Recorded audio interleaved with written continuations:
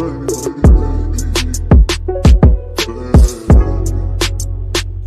do we have an intro video for tonight?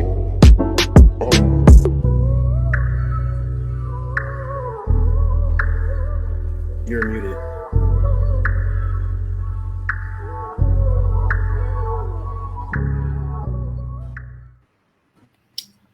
And we are back again, ladies and gentlemen, children of all ages. UTR proudly presents Talk Yo Shit, and we back up in this thing to bring you this pure entertainment. And tonight's show is the Great Debate. We got a lot of fire questions. That's just gonna be a great debate between you, basically us amongst each other and the audience. So y'all make sure y'all remember to like, comment, and subscribe to our YouTube page, subscribe to our Instagram as well as our Facebook page. Like I say, we got big things coming in 2023 for Talk Your Shit. So stay tuned and keep rocking with us, and you will see it. You will see it. So what I'm gonna do is I'm gonna pass it off to the lovely professor so she can continue to host tonight, because yeah, it's about to be lit. So let's get to it. The floor is yours, Ms. Professor. Before we get into the show, I just want us to keep all of the people who have lost their lives or family members to these mass shootings, keep them in your prayer. And anybody that has lost anyone in this year already, keep them in your prayers. Please do. And like I say, just know that Talk Your Shit is here, and we are praying for y'all and trying to lift y'all up in high spirits in your trying times. So just know, from us to y'all, we love y'all. So with that being said, I'm gonna hand the baton off to the professor once again. The floor is yours. And I'm gonna start out the gate a little hot already. Ooh. Should a prenup be a part of a marriage? Say that one more time. Should a prenup be a part of a marriage? Should a prenup be a part of a marriage? Well, depends on if you got something or not. I had none when I got married, so yeah. I think it's just for financial reasons. I mean, honestly, I think prenups really come into the picture when you are dealing with someone who is successful or plans to be successful. They just want to either protect their assets, or depending on who wants the prenup, the other person may just want to make sure that they're protected. So it just really depends on the marriage. It depends on the situation itself. Really? Let me change it up a little bit. Okay. It's a 2-part question. Is a prenup for a marriage a deal breaker for you? Oh, gotcha. Let me switch it up for you a little bit. Okay. Ooh, that. Why or why not? Okay. Let's see. I know you're really making a stink on this one. I mean, you can answer both questions though. No. Definitely can answer both questions. Well, I'm gonna let y'all continue with the first one, and I'll get to the second one.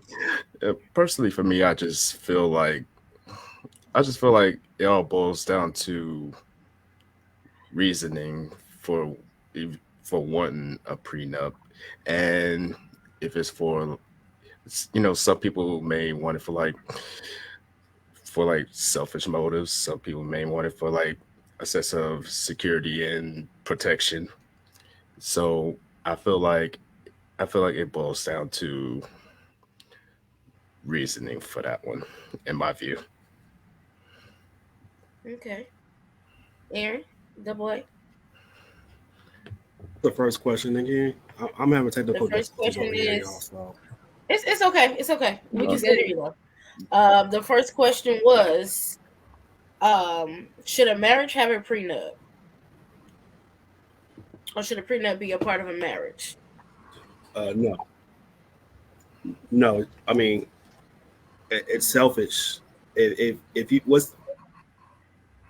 it's very selfish to me. Even if you come in this marriage and I sign a prenup, I can still get you for all you got in alimony. So at the end of the day, I feel like what's the person going before God, professing your love for someone, just to turn around and say, well, here's my backup plan. If this don't work out, I want to take what brought into this marriage, and I can still go to court and get you for alimony. So is it stipulations with alimony? I really don't care. There may be in different states, and it depends on how it's written up by lawyers and stuff. But no, she's asking, can there be stipulations with alimony? No, she's asking, can you put stipulations with alimony? Yeah, you can. I'm pretty sure you can. You can. So the thing is, it boils down to. Absolutely. So they have certain stipulations, right? In like a. I think there's a connection. Yeah. Situation. I heard him started talking, so that's why I stopped. But so in some cases with a prenup, you can stipulate that if this person cheats on me, then whatever happens will dead that prenup, and now you got to give me money. But for him to say it's selfish, I don't think it's selfish. Let me tell you why. You're going before God and you're saying, I love this person, whatever. Some people, true intentions is to marry you for the money anyways. So, say for instance, I ain't got nothing, but then I find out down the line after we've been married that I'm going to inherit my aunt's property and all this and that. We get a divorce, now you're entitled to that. Because it was something that was collected during the marriage. So basically, it's not what you would inherit wouldn't be protected. No, it wouldn't. I mean, that's the only reason that, like I said, a prenup would make sense. Like, of course, people are going to bring in the situation of like, it's always going to be that question. Well, why are you asking for a prenup? I mean, if you love me, then it shouldn't matter. But marriage in itself is legalities. So. Yeah. Then what page legality on? So back the way. So if let's just say you married like I don't know, or your celebrity crush. Say you married them, they worth about 10 million, and you come in with the bag with just a bag from your apartment, and they decide to leave you. Do you think you should get some of that 10 mil? It wasn't mine to begin with. Well, when I was talking to Heather, actually, but you didn't say who you were talking about. I'm sorry. Yeah, you kind of retracted. Got to generalize that one. I feel like this though. I feel like, and this is just hear me out. If that person came to you and you had no money like they did, and they genuinely loved you, that's cool. But you're not entitled to something that they already had. Now, if you were smart, instead of that man buying you bags and all kinds of shit, you haven't buy property in your name. If you were smart, that's all I'm saying.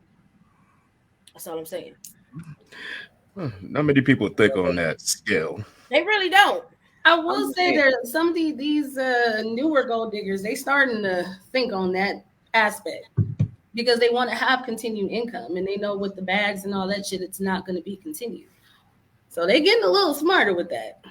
I'm just saying, if your world fuck up my world, sign this paper and go to fuck back to your world. That's all I'm saying.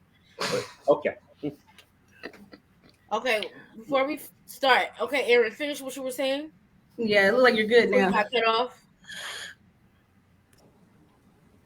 We can just go to comments. I'll jump in on the next question. It's fine. No, well, we got the second part. I don't know if everybody answered the second part.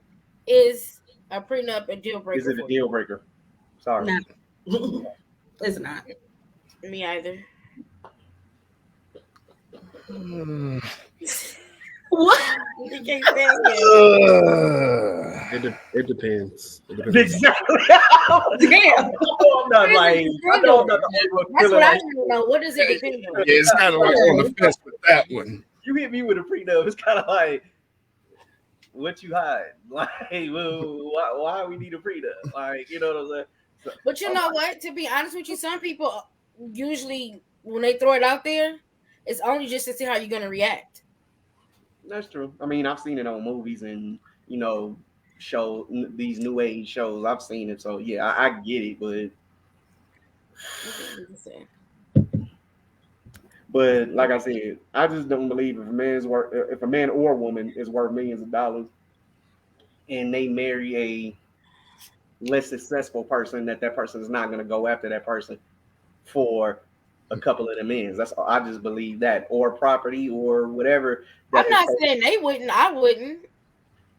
If whatever they came in with, they can leave with. Whatever we've collected in the marriage, we can split.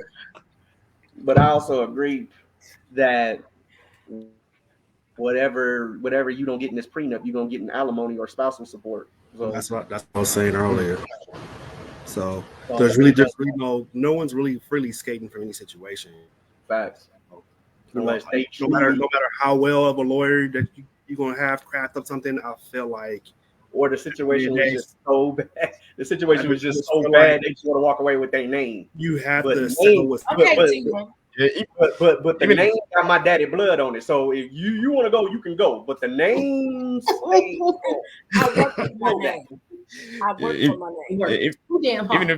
Even if they were to craft something, there's always a countersuit behind it. Like there's always going to be something to trump that. So but that's usually why prenups have stipulations. And normally they don't win that countersuit. Well, but continue. I think that's all. Go to the questions, Jack. Z says, "What's up, UTR? What up, Z? Yo. Poetic Mind is in the building. What the deal, Mike? What's happening?" He said, "Not a deal breaker. I don't marry for money." And he also said, "And if I do, I'm riding that shit out anyway, building my own shit with their money." And he said, "Fuck you, I won't have Mr. Fuck You Man." She said these new hoes are getting smart. They are though. Right. They don't want the Birkins and the Hermes bag.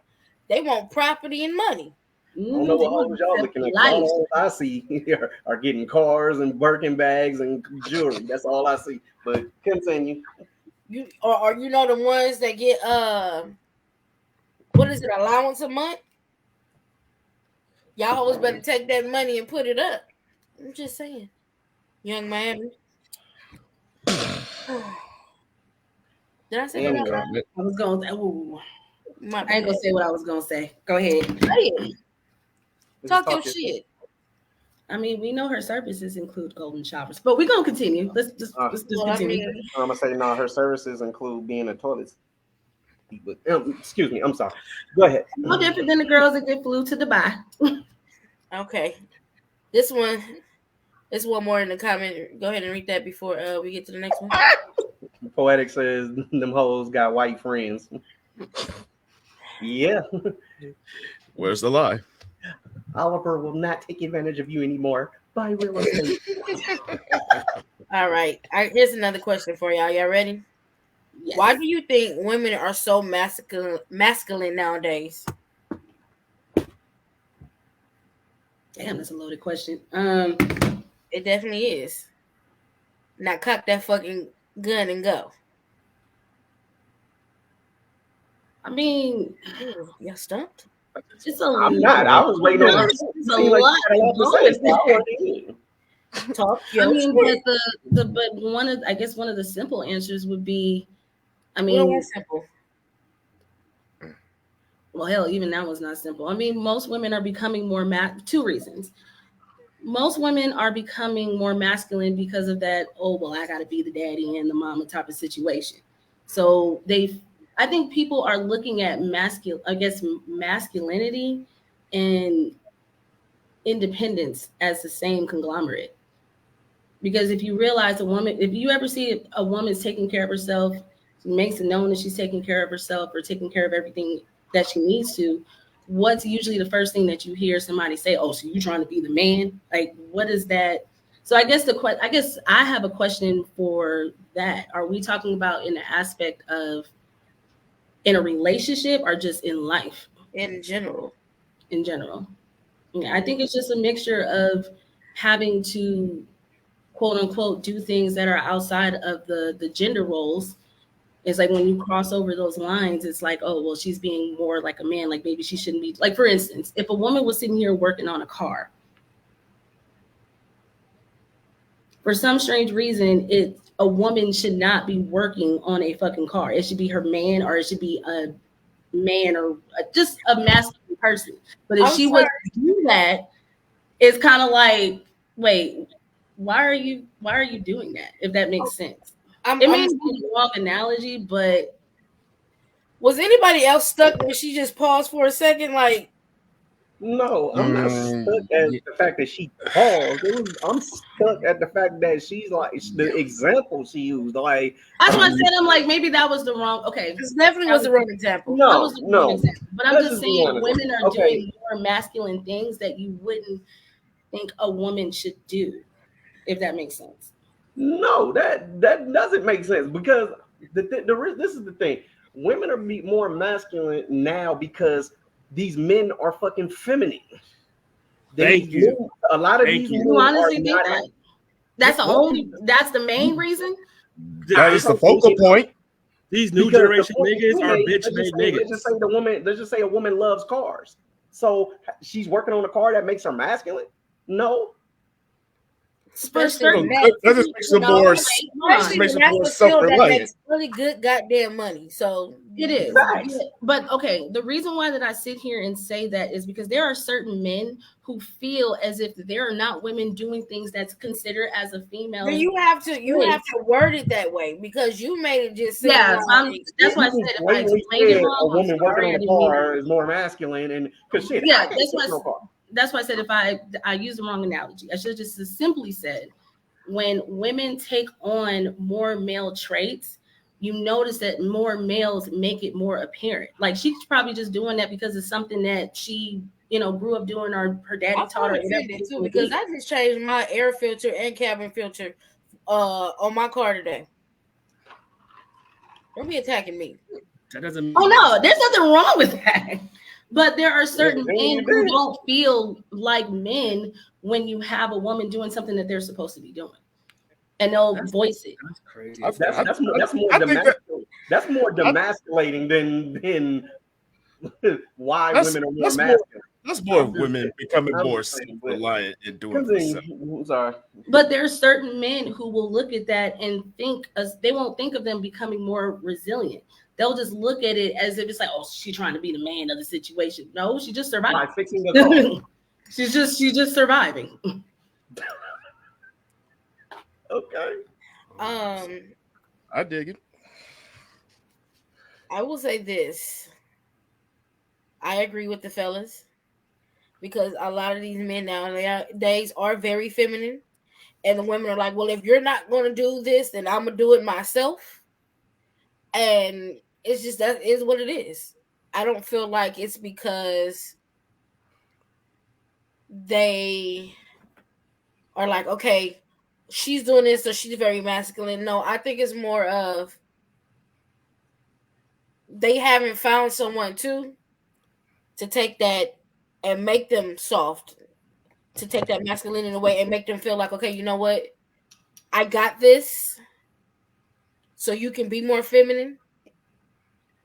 But that's just my opinion. Okay. Double A, you want to take this? Can y'all hear me okay? Yeah. You good, man. All right, so let me just put my disclaimer out there. If you feel a certain way before I can say my answer, don't take it personal. But I just think that this current generation of new men are bitch-made ass niggas. They don't lead. They're not real father. They're not real leaders no more. They don't want to step up and be real men no more. They want to be the women. They want to get spoiled. They want to. I feel like. I don't know if it was single mothers. I don't know if it was fathers out there gangbanging or fathers who wants the war. I don't know where the males went wrong as far as raising men to be men. So I just think that since men are not being men as much no more, it forced women to become more masculine, and not just by working on cars or not just by taking out the trash, just being more independent. So I just feel like personally, if you want your woman to be more feminine, then be a man and be more masculine. It's not about gender roles. It's not about, You know, you see these niggas go to jail now and they snitch. Like, since when that's ever been cool? Like, I don't know. Like, the first 48 hours came out. Man, listen. Hey, look. Society has failed a lot of niggas. When you facing 60, when you facing 60, niggas start thinking. I mean, you're gonna think about singing like a canary. There was a lot of people who wasn't facing nothing and flat out snitched. That's a fact. I ain't gonna say no names. We know a well-known rapper who didn't have any charges really stuck to his name yet and started snitching. Facts. I don't know. But yeah, like I say, to piggyback off that is just the simple fact that there a lot of, I think, like you said, the generation, like, I don't know where the generation curse started, but it was a lot of fathers leaving home to where to where you raise these, where these women were allowed to raise men to be men, and can't nobody teach a man how to be a man unless it's a man. Let's just be honest about it. So that's where the gap is. And like you said, being spoiled by a woman, which isn't a bad thing, but you got to have something to contribute to the table as well. So that's the reason honestly think that's the reason why women are more masculine than men, because like Double H said, a lot of this new generation, they bitch made. They want to sit on the couch, play PlayStation 5, and the woman goes out and do every single thing. Work 2 and 3 jobs. You know what I mean? Like, and don't want to do nothing. Don't want to, you know what I mean? And then some, they look at it as less masculine if, they cook or clean or something. You know what I'm saying? And I'm like, well, if you don't have a job right now, bro, it's just your contribute it's just the way you're able to contribute to the household until you are able to get on your feet. Don't look at it as you're being demasculated because you clean the house and because you cook dinner. A lot of men do. I contribute and I do the other two. So I think in 23 we gotta get rid of this gender role bullshit. Like, at the end of the day, like, before we came to this relationship, I clean my own clothes, I clean my own room, I make my own meals. I don't need a woman to do all this stuff for me. I can live without a woman doing this stuff for me. A woman shouldn't need a man to come over to her house and throw out the trash, because she got someone throwing out the trash now. She's throwing out the trash her damn self. Now, when you get married, I understand the male steps up and do men things, but at the end of the day, I just, a woman shouldn't be shamed because she goes to do an oil change on her car, or a man shouldn't be shamed because he cooks dinner at nighttime. And I'm not just picking on you, Heather, but I just feel like certain examples we shouldn't say out of our mouths anymore, because it sounds crazy to me. So when Pud tells me she changing her own filters, I'd be like, damn, we need more women like you, more independent women like you to do this type of stuff. It doesn't masculate you. It actually, you see the value, the benefit of doing these things on your own, opposed to being codependent on someone to do it for you. Save me $200. Because I ain't gonna lie. If my wife asks me to change her filter, I might take the whole car apart and not know how to put it back together. So while she's riding on the freeway, the whole engine may just drop, and then she SOL until I get there. But I bet you, Professor, if you had someone dependent that led in your life, like a boyfriend, a husband, a fiance, whatever the case may be, knowing who you are, I bet you would rely on that person to do it for you. Because again, not saying that you wouldn't do it, but I would probably let them do it, but okay. I still would want to know how to do it on my own, because God forbid if I went somewhere and it needed to be done, at least I know how to do it, because I know how to change a tire too. For sure. And there's nothing wrong with those things. But when you have a man in your life to lead and be a man, you don't even have to ask him for stuff like that. You can come on like, babe, I got my 2 filters, and just leave it there, and not even say, babe, can you install these for me, please? He gonna automatically like, all right, I got it. Give me your keys. That's what real men do. Or a man come home and see that the trash is overflowing. I'm gonna take out the trash. I'm not gonna sit there and add more to the trash knowing this is already overflowing. Right. And then tell her like, and the next I see her take out the trash, right? Herself. You gonna take out that trash anytime soon? Like, right. The house is smelling. But anyway. Yep. But anyway, let's get to these comments real quick.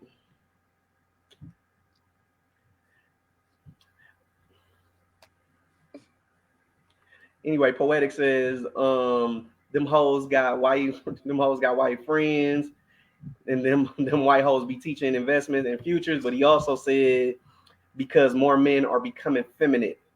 Talk your shit. And Z says, I believe that women entering the work world and moving away from housewives started this, and as well as generations of men not being fathers started this talk about women being more masculine. Women now have more responsibilities contributing to the household, and excuse me, if inflation is crazy, you need two incomes to survive. Landon is in the building. What the deal, my dude? What up, Ace? Double A, I'm glad someone said it. And then going back to Z, the lack of fathers, I got that. the lack of fathers has also caused generations of boys not having men in their lives to show them how to be a man. Poetic says, I also believe financial advancement in people's life has made men less men because or elders who would be teaching us men to do manly things no longer had to teach because they are now financial. I guess that's financially able to pay somebody else to do it for them. Oh my goodness. Aston Eli is in the building. Guys in the Hey, what's good, my dude? And he says there were whole ass niggas calling themselves men in every generation. There's proof of that in every generation with a crying face. There were a lot of boys raising boys calling themselves men and fucking it up for real men. But that's what society pushed. It ain't just the new generation because the new generation has to learn from someone prior. Let me explain something to y'all. This actual thing going on right now, let me tell you something. We're gonna get flagged with all this cussing y'all got going on. Probably. It's a whole lot of cursing. Poetic says, let's also factor in that a lot of these women are not dating men; they fucking men. Being that he is only in and out, they don't get a man around to do manly things, so they have to do it themselves. Interesting. Shit. That's interesting. Eli says, good evening, y'all.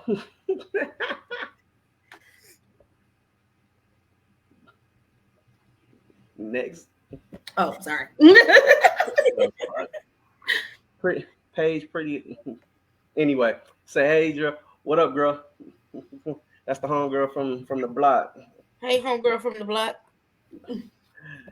Poetic also says autocorrect and fast typing ain't letting me be great. That's a fact, my brother. Yeah, autocorrect sucks, like I man. say, get your shit cracking up. Also, what are you drinking tonight? Yeah, what are you drinking tonight? Anybody drinking something? Let me know what y'all drinking, because right now I'm just drinking this. Vodka. I could take a shot, though. Is it Sky? Yep. I could take a shot. Oh. Oh, okay. What's your liqueur? Answer. He said wine. All right. As long as it ain't Taylor Port, you be good. That's gonna fuck you up. Let's get to before we even go that far. Let's get to the next question, Professor. Okay. Let me see. Let me hit y'all with something good. Is it ever okay to break the bro or girl code? Is it ever okay to break the bro or girl code?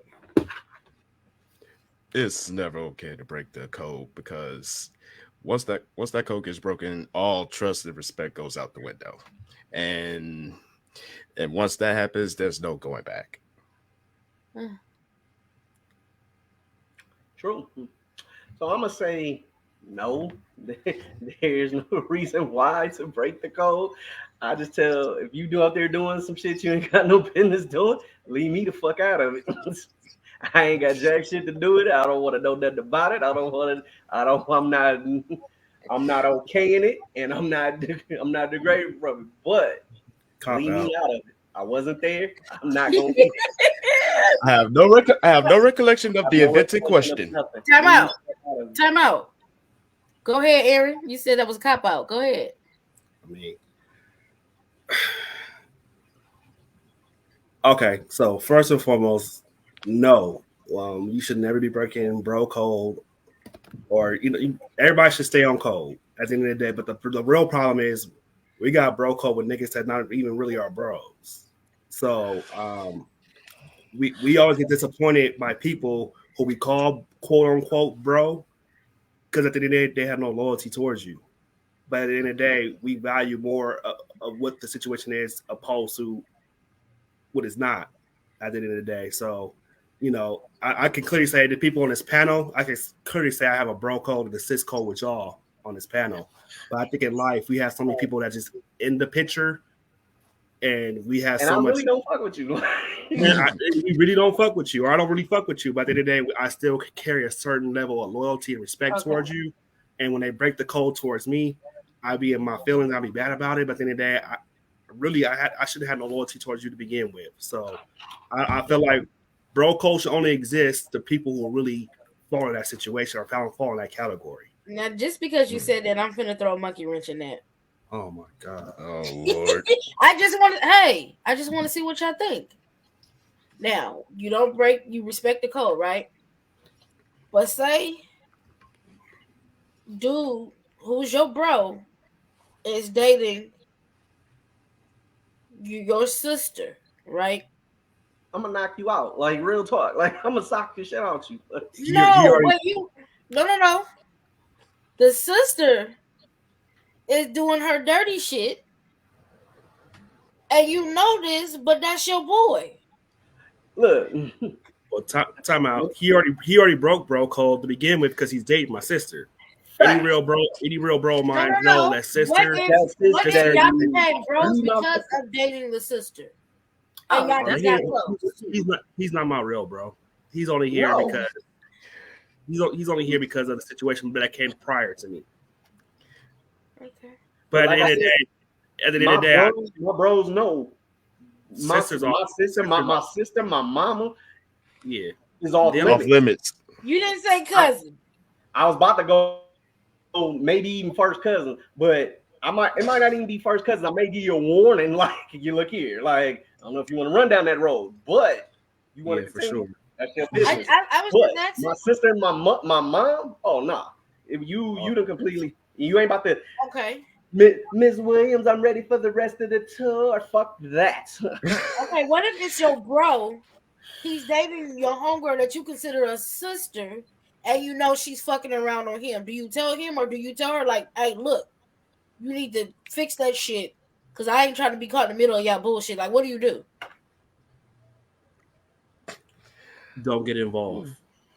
Point in case exactly. That's why it's their business. I'm staying out of it. It ain't got. I just wanted to know what y'all thoughts was. That's all. I'm just saying.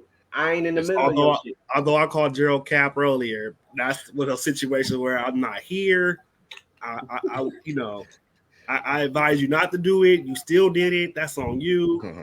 Like I don't want to. Don't put me in the middle of it. Don't put me in a situation. But Aaron said it was okay. You know what I mean? No, I did not find that. I have no recollection of the invented question. But at the same time, it's still in a sense kind of lying though, because you knew what bro was doing. It ain't my business to tell her. But at the end of the day, I knew bro was out here doing what he was doing. I told him, bro, chill out on it. He didn't listen to me. It ain't my business to go back and run his business to his woman though. That's I just wanted to make sure y'all answered it like that, because that's what I had in mind. So I just wanted to know where y'all heads was. That's all. Like yeah, most definitely. I'm gonna tell you, like, yo, bro, I don't think you should rock that way. Like, you know what I mean? Like, look, just chill. Like, I know what you see is tempting, but you got X, Y, and Z. Now, if he want to continue, that's his business. Right. Now, am I gonna be like, look, I don't know how to tell you this? No, it ain't. No. I will say this. I will be exactly like this. I'll pull you to the side, say X, Y, Z. Now, if you continue and you do whatever, don't tell me shit, because I don't want to know nothing. So when whatever go down, I don't know shit. I'll be ready to tell you don't bring old girl around me no more because I don't want to have her in my face, knowing that I'm keeping lies and secrets from her. Like, don't bring her around me no more. If you don't be out doing what you're doing, leave her from around me. Like, I'm cool. Because now I gotta sit here smiling in her face, knowing damn well you out here doing dirt. Or vice versa. So, I mean, bro code is about keeping quiet and not spilling beans and stuff. But at the same time, I think bro code is also calling bros out when they're wrong and they out here, pretty much checking them. Being a friend. Checking your bros. That's part of bro code too. That's being a friend. That's being a real friend. Like Facts. Like if I'm out here, if I'm like if we out and about and I wild out for something, if you know what I'm saying, but it's the way you gotta check me. Check me in private. Don't check me in front of you like in front of a crowd. I would definitely say you pull that person to the side. Because I don't know. I would That's when definitely pull that person to the side. Like, don't do that shit in front of I know, people. like in front I was of like, yo, bro, other boys, you in front of may the company. No, none of that. You pull them to the side. exactly. That's why I'm the shit like, you yo, doing is sis, or fucked yo, up. bro, Don't like do you it, in a little I'm south. advice, whatever. Yeah, that's why I'm like, the bro, respect you in a factor little comes south. in. Like, you need to chill the fuck out. Like, it's not that serious. And nah, man, just chill the fuck out. I mean, now if you want to continue, that's your business. But I will, being a friend, I will say what I gotta say to you. And I feel like if you are completely out of pocket, if that person really consider you a friend, they would take what you say in consideration and to heart. Sometimes they don't. Honest, people what I'm saying. Well, okay, no. Let me word it differently. I feel like if they consider you a friend or bro, you should be able to step to them and say XYZ without them feeling offended. How about that? That's true. Yeah, at the end of the day, that's in a perfect world. That's what it's supposed to be, but in reality, no, it doesn't have to change. But what I'm saying is, it should be okay for you to say, pull them to the side, say XYZ without them getting mad that you didn't put them to the side, because that's what friends do. You check them when some bullshit is going on. I agree. It's unanimous. Heather, speak on your woman code real quick. Let me tell us how you really feel. Because if you ain't keeping cold among this 4 people on this screen right now, I gotta X you out this picture right now. I mean, the answer is no. There's no reason. Does it happen? Yeah. Because people don't respect the code anymore. But I will double down on what Aaron said in regards to being able to tell, your bro when something is right and something is wrong. Like in the situation that you presented, it's kind of like, okay, you would keep that information. Like, it's not even a question of you keeping the information from them. It's just you tell them both that they're in the wrong. It doesn't matter if it's bro code or not. If somebody is fucking up, somebody is fucking up. Bro code does not. I don't think bro code should come into a factor when you're telling one of your friends, someone that you love, what they shouldn't be doing. So I basically agree with Aaron. Just to some extent. She was fervent illustrating the fact. I was going to ask another question. But before you do that, let's get to these comments real quick. Go ahead. Lene says, hell no. First and foremost. Hi, Lene. How you doing? Poetic says, depends on the situation. Yikes. He said, I'd have knocked out 2 homies behind this shit. Yeah. Right. I believe it. Okay, I respect that. Aaron also is what he said. For sure. Eli says, I say fuck it all and let it burn because I'm getting tired of these motherfucking snakes on this motherfucking plane. We got a celebrity in the house. We got Samuel Jackson. Samuel Jackson. Does it sound like I'm ready, motherfucker? Lene says, that's a situational, bro. She also says, that's none of my business. That comes across as jealousy. That's a fact. Z says there's a reason why we have codes, so don't break them. It's all about respect. Once you break the code, you're being disrespectful. Friendship is done. Okay. Yep. Let me ask this question, right? One strike you out. That's it. Now, the question goes like this. Say the homie or the homegirl likes a certain person. That person doesn't like them, but they like you. Do you pursue that relationship or you tell them no? No. That would be weird. especially if the person really, really likes them. It's too awkward. Like, it's best to just avoid that situation altogether. I mean, that's what we would say, but in the realistic world, we already know. Like we seen the bro go through the whole circle of women, and all the women say yes to the situation at the end of the day. So at the end of the day, like I think in a real, like I think from a straightforward our mind spec, we're not gonna go ahead and pursue someone that originally liked the other bro first. But in a realistic world, we have seen one dude go through the whole circle of friends.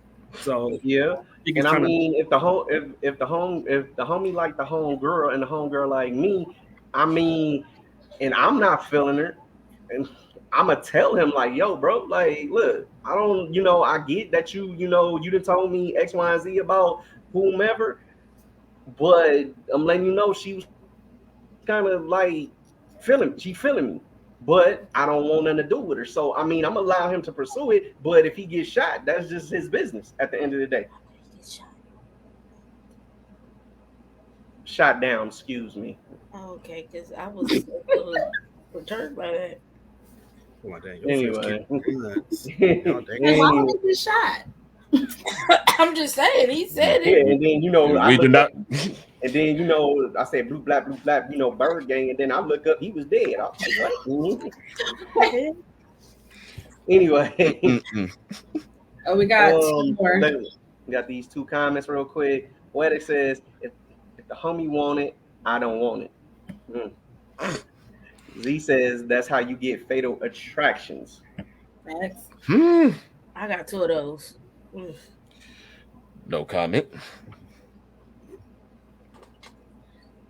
All right, next one. Y'all ready? You're looking for the hardest one on the list, I see. Huh? You looking for the for hardest real? No. I'm gonna wait. Oh. Do you believe in calling an ex a friend? Yes. Depends on what terms we left on. That part. I mean, you have exes that actually do become really good friends. Like, it does happen, like you said, you have amicable, a sweet breakup, a nice breakup. It's not toxic. It's not, over dramatic. Like if it's just a situation where you're like, you know what, we don't work as a relationship, so we should just be friends. There are situations where it happens that way. Now, if it's a toxic ass one, no, because why would you still want to be friends with that type of person? Like I said, it depends on the situation for me. Like I said, if you fucked up bro code and fucked one of the bros, you ain't about written over. Depends on the situation. That means your world fucked up my world. So you go to fuck back to your world. You know what? I'm not gonna play with you tonight. I'm a Cancer, so I only talk to two exes. That's the mother of my children. Other than that, let it burn. In the words of Usher. I wouldn't be friends. They would be associates, and that's probably somebody I see around town. But no, not a friend. And knowing you a Virgo, once you done. I don't see you talking to exes, but I know you do because I know you personally. Two. But and it's usually just for one time of the year, and that's to say happy birthday. That's it. And that's because usually I get the happy birthday first, so I have to call them back on their birthday and say happy birthday. It's just only right. So it's a guilt trip. Basically. Yikes. It just boils down to the person, like, and their mentality and how they were after the breakup. So if they turn out to be something that you want to avoid that and get the hell out the way. I mean, an ex is an ex for a reason. They shouldn't be your friend. Would y'all be okay with your significant other or your partner talking to an ex? Not being toxic or not, just give your truthful answer. I'm not gonna look at you any differently. I've been in that situation where an ex told his now wife, that I'm in his life and I've been in his life for a long time and they got accepted. If I was the wife, I would have said, well, oh, both of y'all can get the fuck on because we ain't got no ties. We ain't have no kids or nothing. So for you to say that, that's like really weird. So, no. I'm not an insecure person, but I at the end of the day, I need to know what these conversations are about. Like, Exactly. not that I'm being nosy or nothing, but I just feel like, what is it? Are you guys have a business type of relationship, or what is it that we need to communicate so much about with your ex? Especially That's if I what, got that's what them I'm saying. inside Like, it jokes. depends on the type of ties that you have. Like, it depends on the type of ties that you have. Because if y'all have no ties and y'all still talking like y'all are together, then it's a No, problem. I get like It's a every boundary. situation. In that Mhm. situation, you have no choice but to talk to them because you have kids. So that's out of the picture as far as a Right. friend. I understand that. That's why I was saying, But- what if they didn't have no ties, but they were still talking like that? No, they don't need to be talking, especially if they got significant others. So, What's the point? so y'all who say yes that y'all still talk to your exes, would you drop all your communication with your exes as you go jump into a new relationship? Just be real. Are you dropping If it communication with your was an issue and I'm trying to make this relationship work, yes. I mean, not even if it's not an issue. Are you automatically dropping your ex as you jump into a new relationship? I don't think it's an issue with talking to your ex as long as you are not sitting here giving them the same energy that you are giving your significant other. At the end of the day, they are a friend. Your significant other is your significant other, and that is who you are with. So as long as it's not a situation where, again, like late night talks on the phone and, it going overboard, it should not be a problem if they're just a friend. Okay, so if you had a significant What other you and your say, he significant just a friend. no, I'm just saying that. So if you had a significant other and you hadn't spoken to your significant other that day, and then he calls you and you don't answer at that particular time, and then he finds out you was on the phone with your ex, how would that play out? First of You all, in it the wouldn't be a doghouse. situation that I wouldn't answer. If I'm on the phone with my friend, which is my ex, and when my boyfriend calls me, yeah, I gotta go. I'll talk to you later. Right. Okay. I'll take your word for it. I mean, she only can tell it how it is in her own life. Some Right. people. That's some like I people said. can- That's her. That's, some- I that's don't her think word. everybody answers. That's the her same way. perspective. That's her word. Yeah, because that would be my boyfriend. The only way I'm Yeah, not I don't think answering is if I'm mad at them. But I'm still gonna answer the phone and tell them I'm mad, and then hang up and call my friend back. That's that Virgo in you. No, that's petty. I mean, Same difference. Petty That's the Petty Virgo LaBelle. in you. that's just her being petty. Like, but leave it alone. Leave it alone. I'll let it go. Let's get to these comments before they mount up on us. You know they call me Petty Patty. All right. Poetic says, "Yeah, I got better friendship with some of my exes. My exes than other people. Some relationships are trash, but the friendship be real." Okay. He also said, "We not hanging out though. We not hanging out though like that. We may talk often." okay. Interesting. Eli says, "You sure? You sure you want to let it burn like Usher?" That's what I was going with what I No, said. I But I don't was know if like, I agree. talking about that, but okay. No, I'm burning bridges though. I don't want no green discharge, and I don't Okay, want well, precious. Never mind. Go ahead.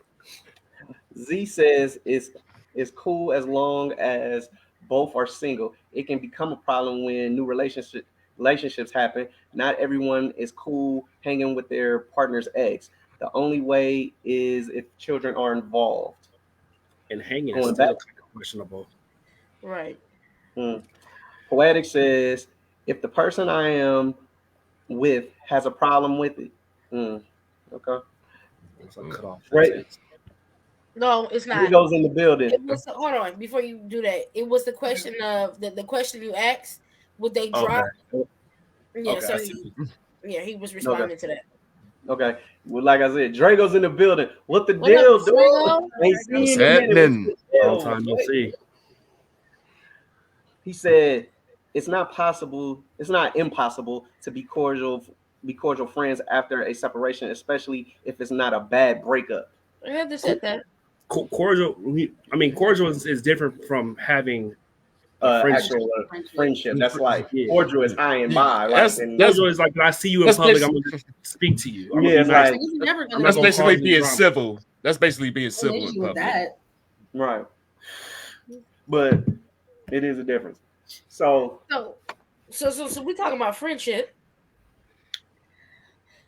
Is it easy to leave a friendship when you feel like it's one sided? No. No. Elaborate, please. It's, Friendships it's- oh, sorry. Go ahead, Aaron. No, go ahead, Heather. You got it. You got it. I was just going to say friendships in essence are like our relationships.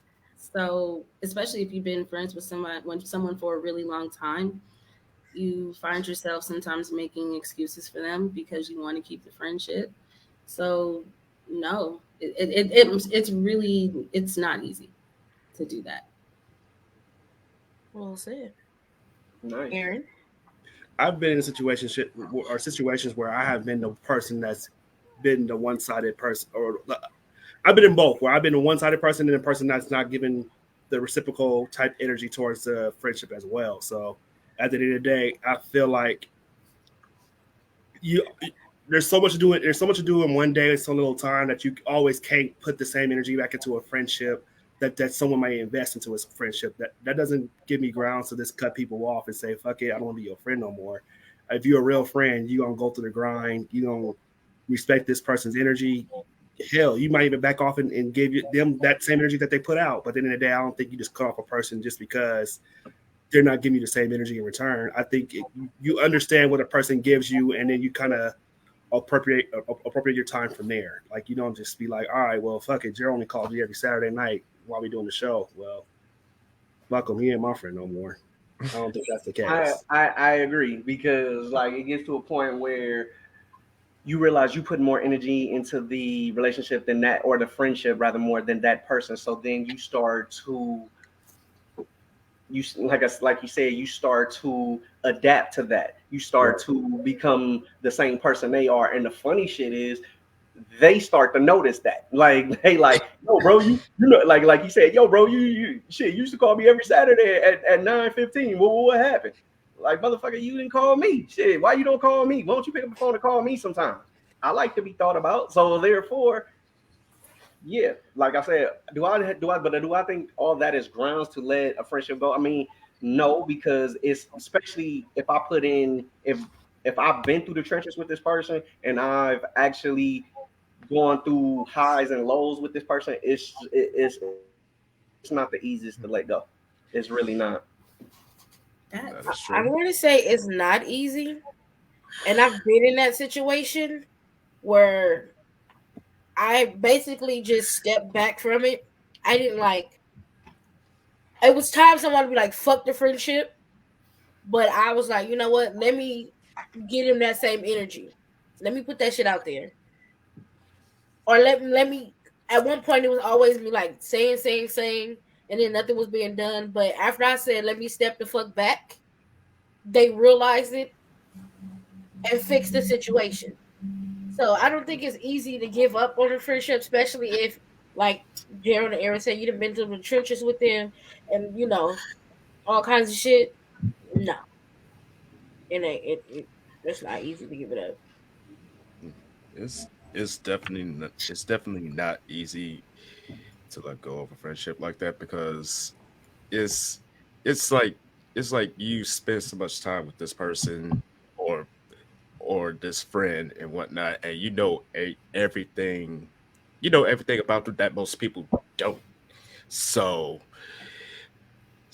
if they tend to like switch up on how they be around you, I'm more so like this.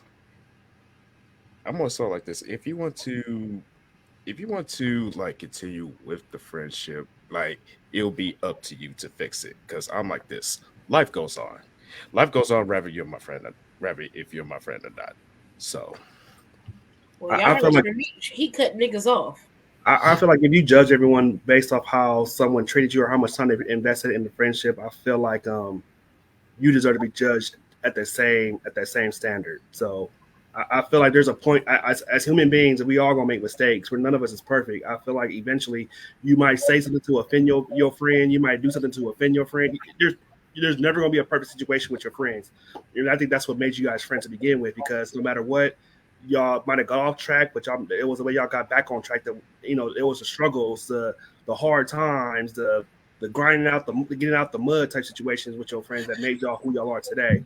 So if you was to judge this person off of maybe something that he don't deliberately know that he doing, I feel like it's bad. It might be bad judgment. So I wouldn't tell people just cut their friends off just because, or let them go because of situational type things that could possibly be fixed, especially if that friend means more to you than just a high and by. You know what I'm saying? Because you wouldn't even put the effort in it to call it a friendship.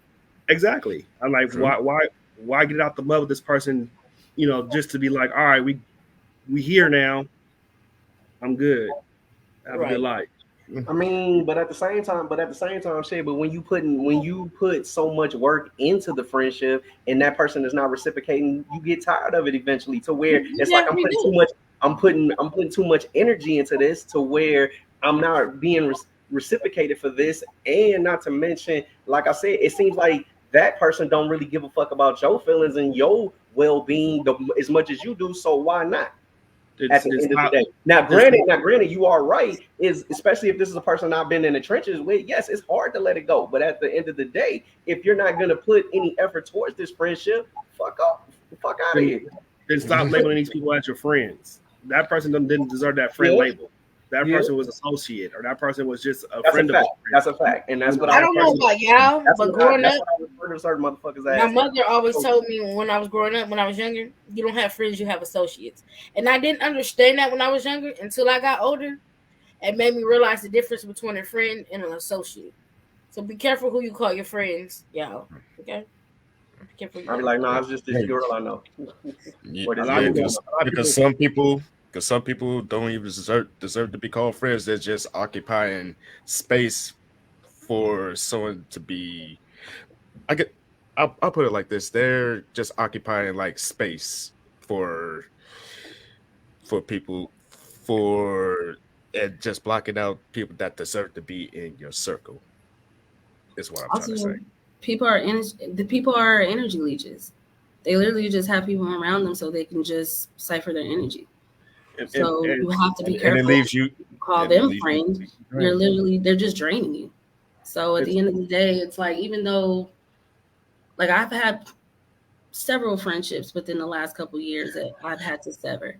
And it took a long time to do it because of the love that I had for them.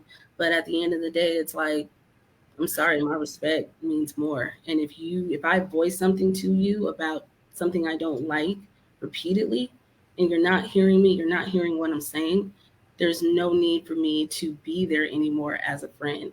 But I am that person that will continue to try because I believe in that person, or I believe in that friendship. Let's be real. Not all our friends are meant to go on this long ride with us on this journey that we call life. Some people are meant to jump off this train, maybe get back on. Some people stay off and don't get back on. So at the end of the day, as you go through life, people are in your life for a season, a reason, or some people are in your life for a lifetime. So you got to be able to judge, how this person is going to be beneficial towards your life, and maybe how long this person will be in your life. But right. Everybody has their seasons. So for sure. Right. Some people can't have seasons. Some people are lifetime. So y'all niggas on the screen, y'all lifetime. You a lifetime. Don't jump off this train. We're lifers. Let me tell you something. I'll stand in the motherfucking corner, but you better come get my ass out the corner and like me again, okay? We'll be Eddie Murphy and Martin in life. Right. Heather, did you see that movie yet? Whoa. Damn, Heather. Damn. All right. Well, wait till it gets here. We're watching it. So movie I'm going to watch it. Movie night at Heather's for sure. Let's go to the comments, y'all. Please. Poetic says those be the easiest ones. Then he also says, I'm an Aries, so we big on that be gone energy. Y'all sure are. For real. Says if the friendship is one-sided, I'm really not missing anything if I lose them. I'll start being one-sided to see if they notice and change. If not, they keep. Wait a minute. If not, they keep both their sides and I keep think moving. they can keep both their sides and keep it moving. Okay, Typing You want to fast. make a point. I see. Fuck the poetic says fuck the friendship, because if they really know me, they know I'm not with the one-sided shit. They will still be the homie, but you're not my friend. Understood. Mm. Well understood. Z says it depends on how many friends to have. Okay. People with little to no friends may hold on longer than they should because they don't have other friends. If you have several good friends, you may be inclined to let that one-sided friend go. That is true.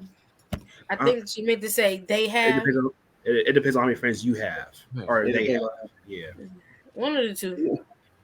Eli says if you can't count your friends on two hands, then you have too many spectators. And I don't know about anybody else, but this movie franchise is only for a Only select for a audience. select audience. Well said. Well said. I only have a few friends in my life. So. I like that analogy, brother. Pastor Eli, he didn't came Know how in to and he preaching.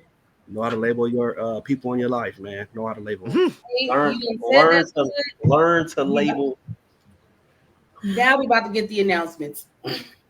Oh shit. The announcements is about Open to that go. floodgate. Why did you even open that floodgate? Like you even said it. He probably wouldn't even have remembered if you would have said nothing. Yeah, actually, he's kind of serious tonight. Pastor Eli earlier. True. That's true. You did say that. But I ain't say shit about no announcements though. He was too busy with the questions and the conversation. What do you think about it? He's been What do you good. think about it? His answers been good tonight, y'all. I ain't gonna lie. His answers, it hasn't been really trolling. Like we do laugh a little bit, but at the end of the day, his answers has been actually really good. You have been talking your shit. It has been deep though. I can't be front. You definitely been talking. I your like shit. how y'all gave him a compliment and didn't want to get on my head about some shit. Ain't that some shit? Yeah, Not you, Aaron. Not you. Okay. Not you. I said in the last meeting we was gonna do better, but I guess these other ones that learn their lesson. Right. I wasn't getting on. I was just you said it. You said it. You put it out there. You put it in the air. Look at you manifesting shit. He was gonna come in and do that anyway. As real friends, we're gonna go on to the next question and ask Steph. Yeah, can you please put the next question in the air? If someone is not mentally where you at in life, can you still be with them? This is a relationship question. Where they are in the journey. Honestly, you can make it a relationship question. That's fine. I'm gonna say the question one more time. If someone is not mentally where you at in life, can you still be with them? And yes, that is a relationship question. That really depends on where they are, because and also what they say. Because you can have someone that's sitting here saying all day and long that, I want to get right with my spirituality. I want to get my mind right. I want to do this, and have not made not one single step towards it, but want you to be with them. So it really just depends. I'm going to say, yeah, I can be, just for the simple fact because that person can grow. And quite frankly, if you're in a relationship with me and you feel that I'm worth it, you will try to make what's the name? So it's a possibility. Yes, I could be in a relationship with a person who is not mentally where I am, because there's always room for potential growth at the end of the day. Aaron, a relationship, yes. A marriage, no. Like Gerald said, in a relationship, you can live off potential. Even though I hate saying that, I hate dating off potential. If you date off potential, you'll be potentially always disappointed, potentially. But people can grow. People can grow. In a marriage, I taught that, be equally yoked, or else you'll see that difference, and that might not end in your favor. But in a relationship, yes, although the relationship is working towards marriage, so you got to show me in a fast period of time that you can potentially get your act together, or you don't potentially be by your fucking self. Also, you don't stop growing. So even if you guys were on the same level, like you Some people do stop growing though. To be real with you, if you want to be honest, some people I'm do only stop. 4'11", so I stopped growing a long time ago. I mean, we ain't talking about height. I know, But Aaron. I'm just being. Where funny. you lack that, where you lack in height, where you lack in height, you actually gain in other places. So we just gonna leave it there. Listen, I will definitely say yes. And the reason why I say that because mentally, my mind is everywhere. And let's just be honest, I'm a person with a whole bunch of useless information in my mind. So, yeah.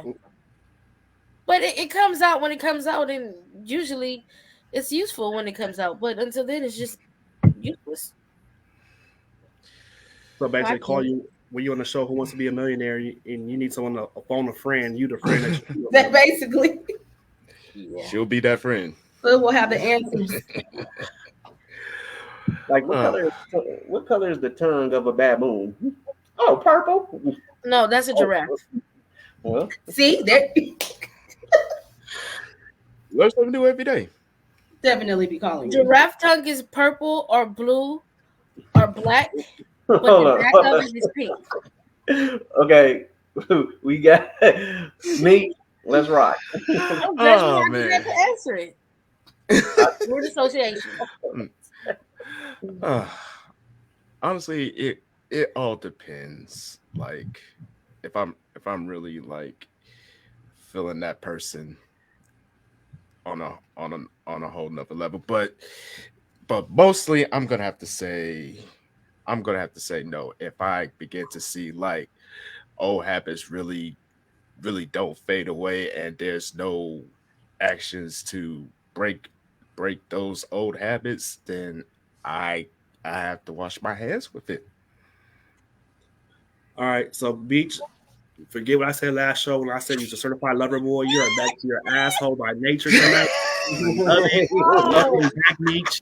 So now you have the swords out. You're cutting people, you're cutting friendships off, cutting off relationships. I love it, brother. I want to welcome you back to the show because the dude last week he was definitely in love in his feelings, but this week you were cutting no niggas.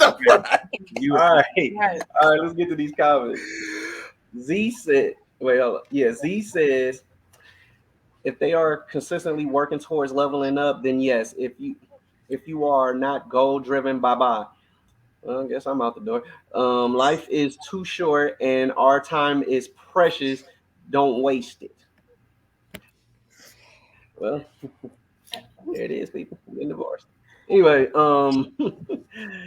Poetic says, depend on how far off she is. I'm getting old. You need to be at a level of movement and upward energy. We gotta be equally yoked, as Aaron just said. But if I'm just smashing some of the dumbest and craziest, be having that fire. Lord Jesus. For the love of God.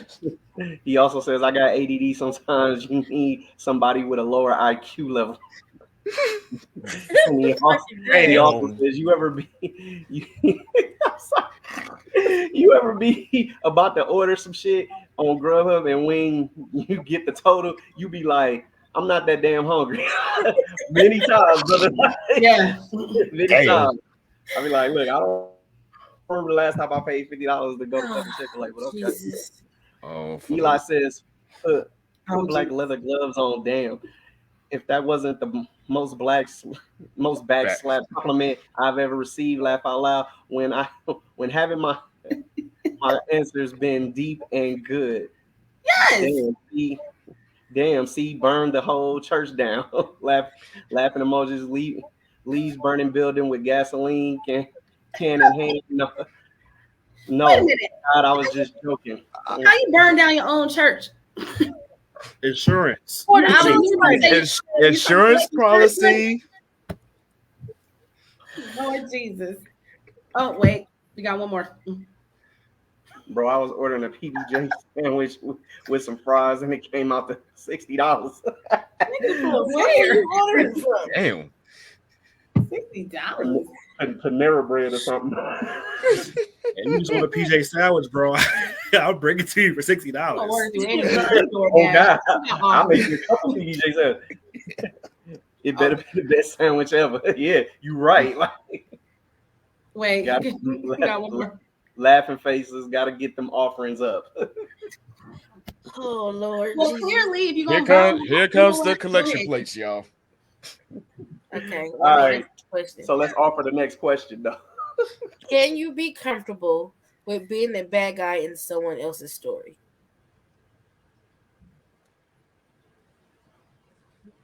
Y'all look like y'all really thinking. I'm gonna ask you this question. Let me ask you. Depends on what the story is about. Let me explain something to you. I'm okay with being the bad guy in someone else's story. You know why? Because how you feel about me and what you think about me is not my motherfucking business. Oh, wait, okay, so you be the bad guy in someone's story doesn't necessarily mean your friend's story, just a random person's story. Anybody's story. Anybody, if I'm a bad guy in your story, that means we were never friends to begin with. Because anybody that know me know my character. Hold on. You know my character. If I'm going to do something, I'm going to let you know I'm doing it. That's one. Not going to hide no shit behind your back and nothing like that. You're going to know I did it. But if you go telling other people that I'm this and I'm that, where it be like somebody said, oh, Aaron, Patrice sit up there, she blah, blah, blah, blah, blah, blah. But you knowing me, if you know me the way you know me, you're not going to believe that person. So I'm okay with being the bad guy in somebody's story. Because whoever you tell that know me, going to know you're lying anyways. So I'm okay with that. I want to add on to that because I know I said yes, but I also want to say that's not how I used to be. I used to care very much about me being the bad person in someone's story until I realized that if you are a bad person in someone's story and you actually did something, then you being a mature person, you will understand that, yeah, like you said, but I did that. But if it's just a situation of somebody trying to steer a narrative and I'm the bad person and they're not telling the whole story, it's like you said, if you know my character, then I really don't question it. Now that you put it that way in that perspective, because my autism flared up when you asked that question. Don't say it like that, Meech. No, for real. It did. Hey, it did though. But honestly, I really don't care about being the bad guy in someone else's story because it's more like this. Okay, one person hate me.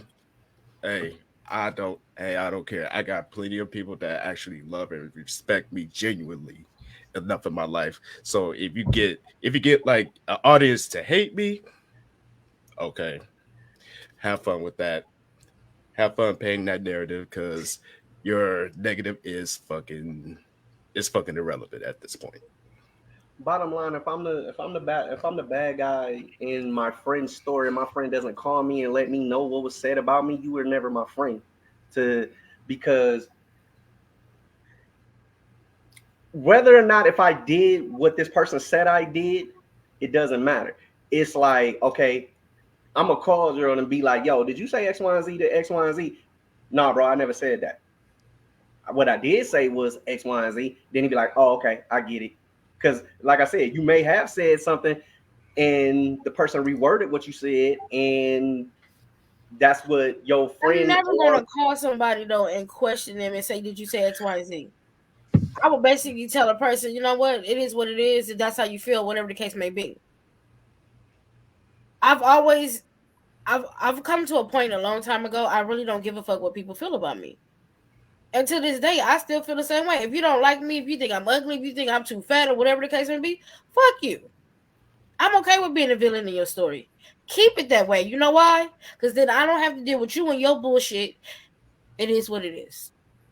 Also, most of the time it's deflection. That's all it is just trying to deflect from the person that they are.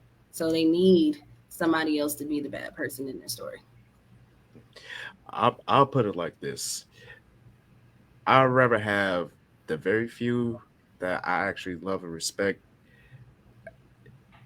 give me that same love and respect back than have a million people around me fake loving me and then talking about me behind my back. Listen, in the words of Judge Mathis, Oh my I can be a bad guy in your story because you're gonna be a crackhead in mine. By the way, they can cancel. They I canceled. know, that's why I said it. Oh, crackhead with us, damn. Oh, damn. I'm sorry, I had to. I just had to. Double A, let's hear it You know. before we go to the comments. I love it. You know what? It's the reactions that he makes, and I'll be waiting for him to say something, and he don't say nothing. He just sit there. Are you talking about me? Yes. You're the only double A on the screen. Ooh. Now listen here. Never mind. You almost got a reaction out of me, but I said at the last meeting I'm gonna do better on the show. I just gave you a compliment about your asshole by nature side being back on the show, and this is how you do me. This is how you repay me, team.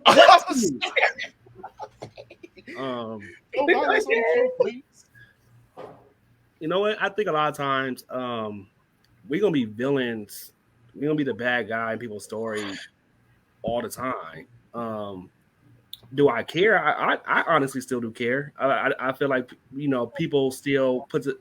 If you go back to like the first question we had about bro code and stuff, I feel like people still gonna put you in situations where you're gonna be the bad guy in the story. It could just be by default because you was at the scene of the crime when the crime happened.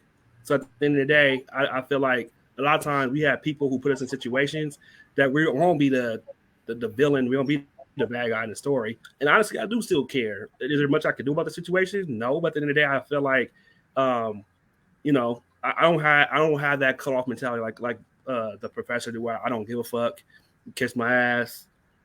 Hey, I don't mind being Joker. To be honest with you, it's something I learned over time. Though I was never just always like that. Like I had to grow up and be like, you know what, you just gotta stop caring how people feel about you. At the end of the day, it don't affect my mental though either. Though I can sleep just fine knowing I was a bad guy in your story, or I can, if I care that much, I'll do my best to make it right with the person if it really matters to me that much. But at the end of the day, I don't have to be the cutthroat person. Be like, you know what, I'm Joker, I'm the Penguin. Fine. But, I don't think I'm just as just purely cutthroat as you, Professor. I think I do. I have a heart. I do care. I do care how someone views me or thinks about me, and whether I can change that opinion or not. I just, that's just me. I think for me, it's because I had to grow that thick skin where, whoa. I ain't got thin sensitive skin now either. No. When I say grow thick skin and not care, it's because I used to get picked on all the time as a kid. Why? Because I was fat. I still am fat, but I'm cute. I'm according to my looks. But it is what it is. People make fun of you. People talk shit about you. Eventually, you're just gonna have to be like, you know what? Fuck you and fuck everything you talk about. So you just grow thick skin. I feel you. I feel you. At the end of the day, it don't bother me. I think I just here 1 minute, there the next minute. Like I'm almost like a quarterback. I throw an interception on his last down. I'm off to the next play, the next down. Like. Well, on this next set of downs, we're going to go to the questions. The comments. We're going somewhere. We're going somewhere. I just don't know where yet. Anyway, so Poetic says, been there enough. Wait, where are we? Go down. Oh, there we go. There we go. Got it. Come on. Work. There we go. Been there enough. I'm a damn supervillain to some of these heifers. Ouch. That's because you keep calling them heifers. He said, you ever notice how much money you willing to spend when that refund check hit? I don't know, because they're not giving me no money. I'm not spending them on the heifers. Right. Eli says, hell yes. I can. Everyone and anybody is the villain in someone's story. Right. If you don't follow the script, you either die a hero or live long enough to become the villain. Just because you are the villain in someone's story don't mean you are a bad person. Villains be making the most sense because they are never the real villain. Especially in My Hero Academia, but continue. Let me go get a lighter so I can help you burn down this church with you, bro. Because you could. Plus the villains always get the best attire and powers. No, really though. Oh, he said, "You ever been the bad guy and was happy to be it?" I'd be like, "Whatever, heifer. Bet you call for some of this super villain swipe when that new can make you squirt." Wow. Now that you said that, Professor, he do say heifer a lot. Like I do see it a lot now. He also That's said, really mad at him. I know a crackhead when I he see said- one. Poetic also said, "I know a crackhead when I see one." Because you went to school with people like them. Okay, we get it. Mm. He says it's inevitable. You will be a bad guy in someone's story all the time because you always have haters. Good Facts. point. True.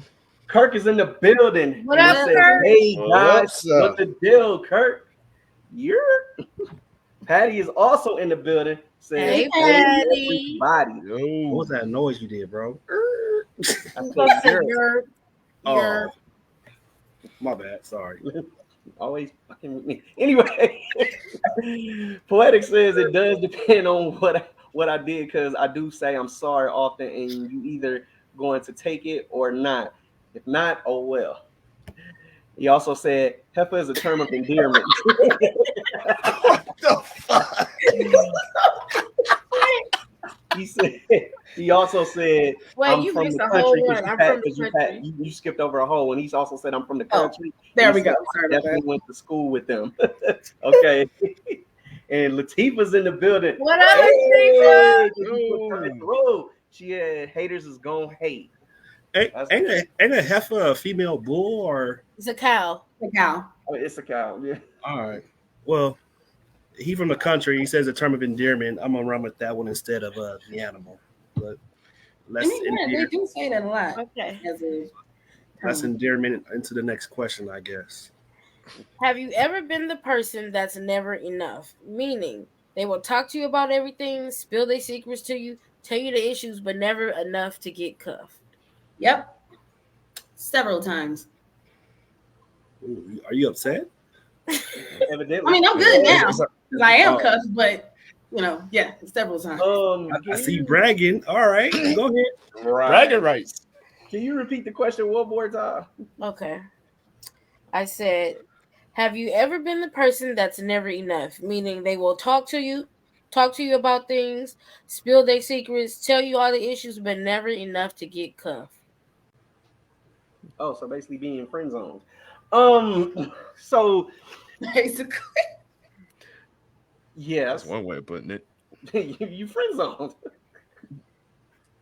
You friend zoned at that point. But yeah, I mean, How was your reaction to it though? Like, how did you take it? well, honestly, I go on Poetic side and be like, heifer, you wasn't good enough for me too. So fuck you. My feelings was hurt, so I had to, pretend I wasn't hurt. So, to each his own. Honestly, I have.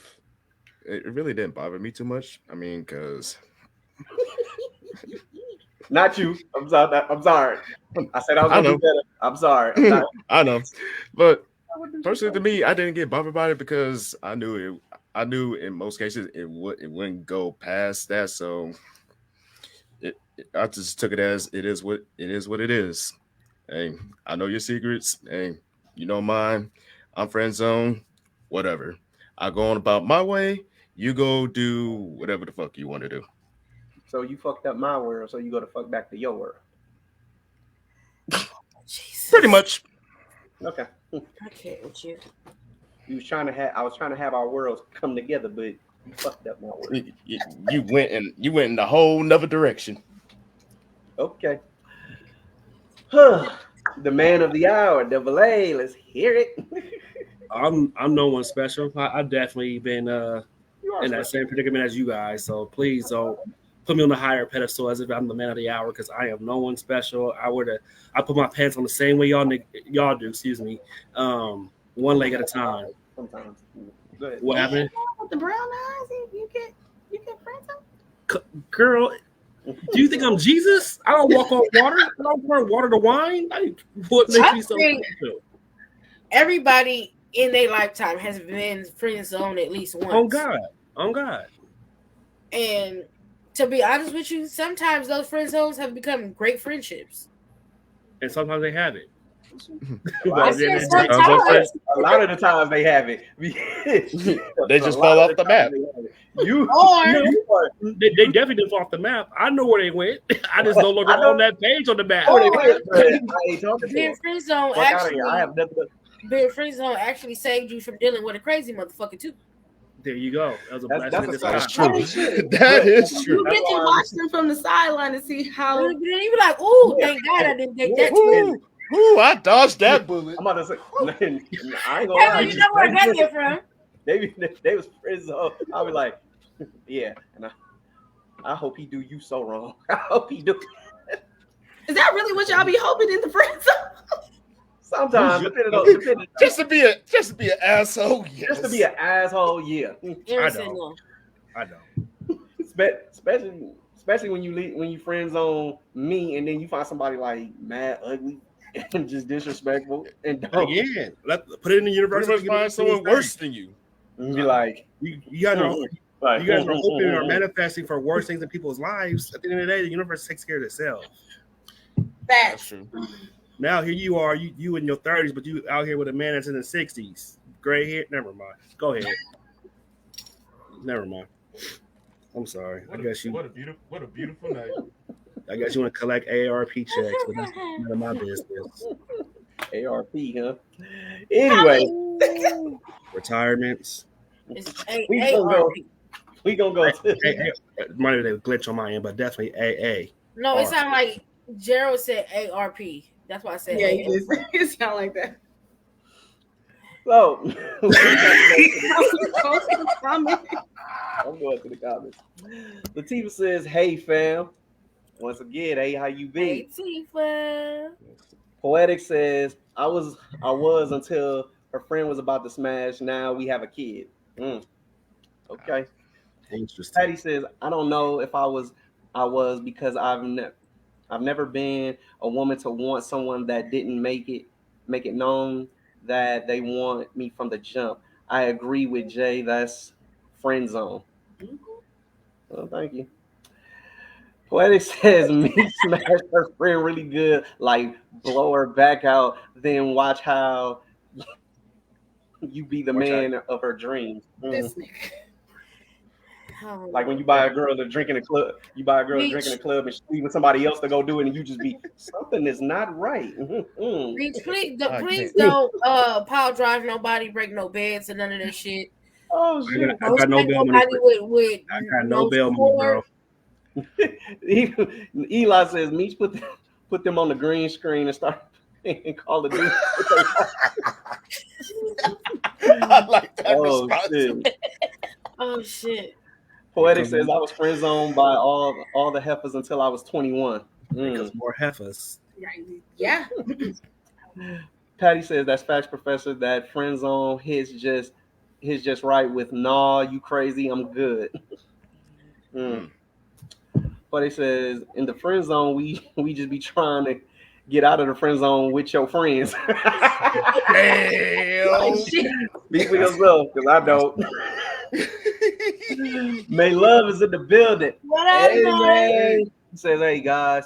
Latifah says, AARP give discounts. It sounds like you got you one, but that's none of my business. That's none of my business. That is none of my business. There's no age requirement for AARP though. I mean, if you go to IHOP, if you with him, y'all go to IHOP together. Y'all both eat at the kind of price. Hey, they get discount on movie tickets too. Don't do that. But I'm just saying anyway. Eli says, right. See how old you is, girl. You look good for your age. You ever got friend zone and all their flaws unlocked, like the final boss in a game? Guardian Angel be like, no. Okay. Nice Says, analogy. I don't buy them heifers nothing. Here comes some more heifers. Right. Meech give her that birthday, that baby boy frog squat. Ooh, meat. Let it that put the Melvin. wine down. That's Are that your Melvin. wine Give her that bottle- Melvin. Is the wine bottle empty? Man. Hey, no more wine for you, bro. All right, but we about the frogs. We about the frog squat to the next question. So let's get it. Can creating expectations in a relationship or friendship cause drama? Can creating expectations in a friendship or a relationship cause drama? Could it cause? Yes. Should it cause? No. Right. No, I agree. Like it only causes an issue when the person who's setting the expectations is not open to, possible changes or No, That other way around. You mean the other way around? well, yeah. Because if I set the I think you're right. expectation, You're if absolutely I set the expectation for you, I would want you to meet that bar or go above the bar. Like I don't like if you're not meeting the expectation, that's a problem that you're having. And me being your friend, I would want you to see that hey, you're no longer meeting. You know how certain people will have certain expectations in their head that are non-obtainable, if that makes sense. Not again. You got a label on someone that's not really your friend or not. Like someone, you have someone, what's the word I'm looking for? I can't, I know what I'm trying to say, but it's not coming out right. Basically, it will create issues and drama if, let's say it's a person, you see the potential in your friend and you see that they can do better, you see they can be better, you see where they can go. So you're kind of starting to push your own expectations on them because of what you see. Like sometimes that shit can get a little, like I had a friend like that and it became to where it was like, okay, is this about me or is this about you and what you want? Because if it's about me, then I understand. But if I hear what you're saying. what you want just because of whatever it is you made up in your head, no, you don't have my best interest, basically. If I'm your real friend, though, I do have your best interest, and I would want to see you succeed just as much or more than what I succeed. That's what real friends do. So by me setting the standard with our friendship, it tells me that I really care about you, or I really care about us being friends. If you continue doing the things that you're doing, we can no longer have this label as friends anymore. If I see you out here cutting yourselves or potentially doing things to harm yourself physically, and me being your real friend saying, I'm going to set this standard as when you get into this type of mindset and you still continue to do this without maybe calling me or calling for help or maybe talking to somebody professional, then guess what? We have to figure out other options and figure out how you're going to get through this problem that you're having. I understand. I don't think that it will cause drama if you set realistic expectations. There we go. Expectations when they're not realistic causes a whole bunch of rift. But why would you let someone set unrealistic expectations on your friendship or relationship? No. It's not the fact that I don't let anybody do anything because you're grown, you're an adult, you can do what you want. What I'm saying is this. If you set an expectation for something, right? And you might have set the expectation too high, then you can't get mad because you set it too high. It's your expectation. It's your expectation, not theirs. It's what you expect of them. But if you set that bar too high, when there's steps to go through it and it ain't went through steps, you can't go from A to C. You still got to go from B to get to C. That's what I'm saying. So it has to do with where you're coming from, Aaron. That's what I'm saying. Like if it's a purpose of you want, like again, have realistic expectations because there's a difference between you having expectations and wanting your friends to be better because you believe in them, you care for them, and then just trying to control people. There are people who basically want to control the people that are around them. So like Pud said, if they set a certain bar and they don't make it, they kind of turn into a monster a little bit because they're trying to control all the pieces in their life, which includes their friends. I don't have those type of people in my life. Maybe I do. I used to. They're gone now. So no? Okay. I set expectations. I expect y'all to take showers all the time. That's nothing that that's just normal. It's smell good when I see it. I mean, again, I think we all meet that expectation. But that was my expectation. See, we good. But you never have to tell me that type of expectation. Like, if you want to be Right. serious, It was a realistic expectation. no, I wouldn't be your friend if I didn't meet that standard. I wouldn't know. No, I you wouldn't just know be you my as associate exactly. because you're a good person. You I'm just don't smell it. knowing you and Meech, I probably wouldn't be neither of that. I just be like, oh, that's just Aaron. He ain't my friend. He ain't my associate. That's just Aaron. You know what? You're trying to give me a bad name tonight, Aaron. What's going on? Your Virgo has been Virgoing tonight, so I gotta call it out. How has my Virgo been Virgoing? I know, like, okay, we all know when a Virgo is truly done with a situation, a Virgo is done. So at the end of the day, I have seen that in many of these answers, or in the answers of these questions that you've been saying tonight. And Meech, again, ABN, I'm so happy he's back. I'm just gonna clap it up for the ABN right now. This is where I grab control, people. This is where I grab control. Oh, the circle of motion this time. All right. In a circular motion, we go to the comments. So You ain't doing a circular motion. You're doing a wax on, wax off. Right, you're doing Karate Kid. right. Anyway, Oh no, where is it? Where is it? I Oh, can't. here we are. I think that's not yet. yeah, the wine. Answering the question about the bottle, but his pinky is up, is what he said. May Love says, okay, what did I miss? Meech, who you finna do the Melvin with? So like interesting minds. Never mind. All right. Z says yes if both are not willing to compromise. Z, you've been kind of short-winded too tonight. What sign is Z again? Scorpio. Oh, that makes a lot of sense. No, it don't. Anyway, Patty said expectations shouldn't cause drama, but when someone doesn't like the expectations or agree with them, that's when it's drama. But if both parties accept the rules, the drama will disappear. Poetic says it does when the expectations are unrealistic, but as a friend, you accept them as they are, unless they are somebody that want to change and need to change. He also said you don't let them do shit, but they come with the shit. Like how you want Obama, but you not even the chick that does Michelle's wigs. Wow. Shots fired. Spread those cheeks and wash your ass. Patty says shower should be an expectation. That's a don't be a nasty motherfucker around me. Poetic says, why y'all so aggressive? I'm trying to keep my eye. Out of all people about aggressive, I think you're not gonna have a problem with that one, my guy. Out of all people calling people aggressive, it's a heifer comment person. Every comment is heifer this, heifer that, heifer this, heifer that.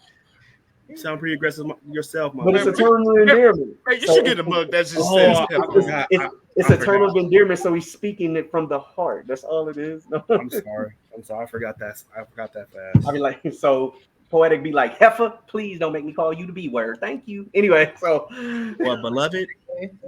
Oh. Okay, next question. Is having a say-so in what your partner does the same thing as having control over them? No. Wait, read the question one more time. Is having a say-so in what your partner does is the same as having a control over them? All right, No. Gerald. Oh, go ahead, Heather. Yeah, Gerald, go ahead. You started speaking. Go ahead, Heather. I didn't mean to cut you off.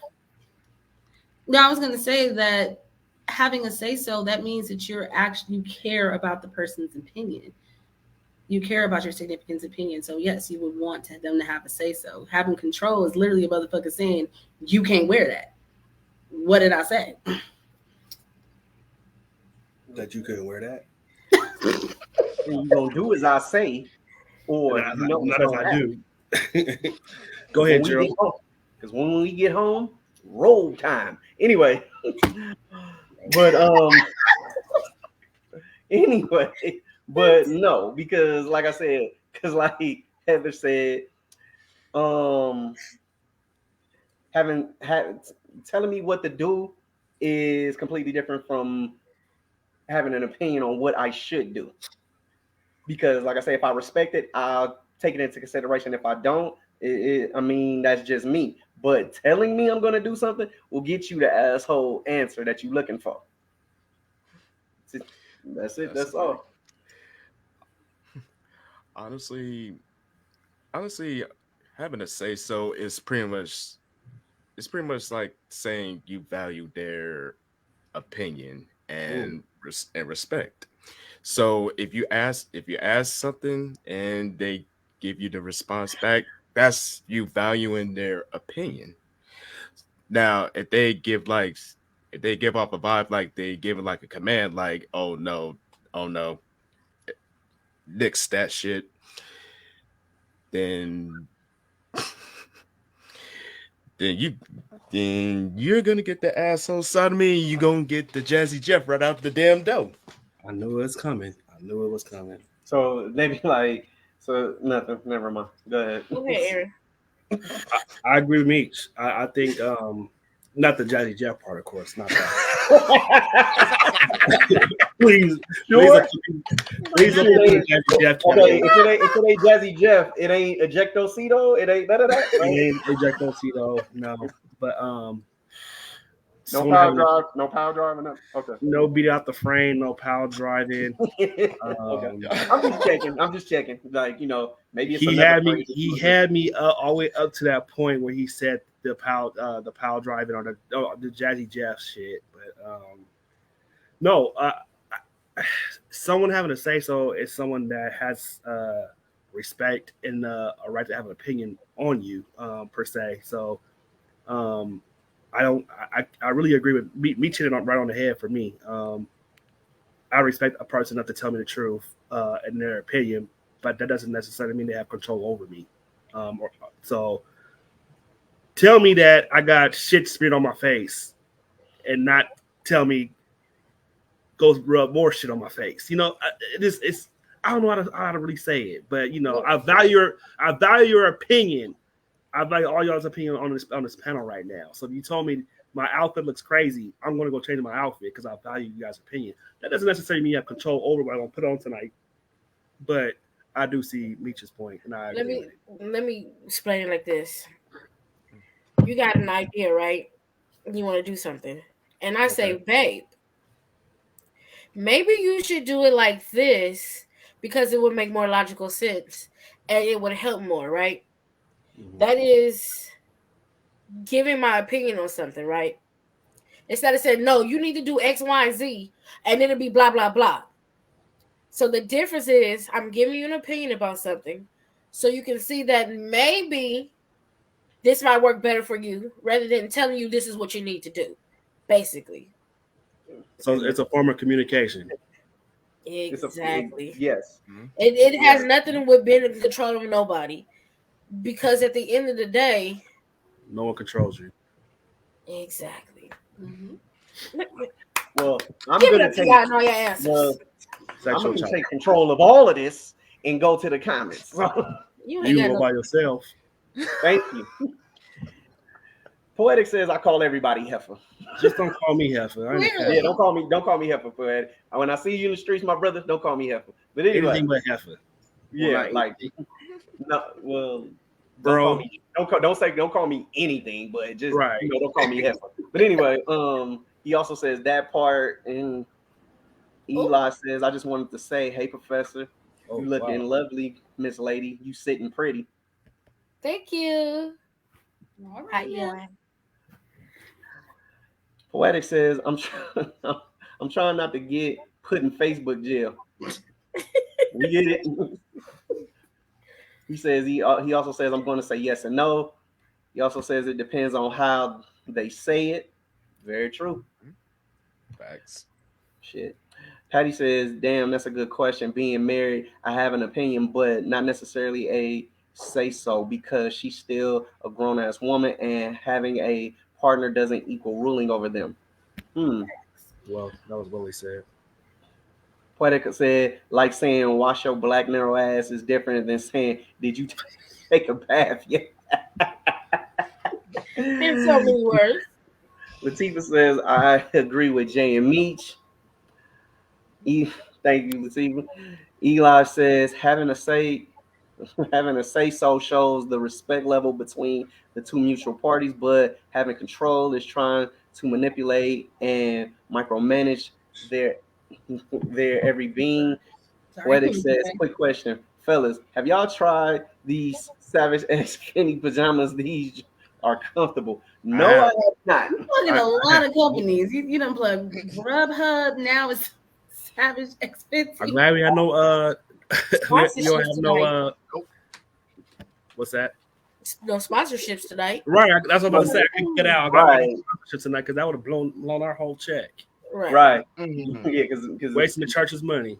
I'm gonna say yeah, but no, I have not. Poetic. I have, bro.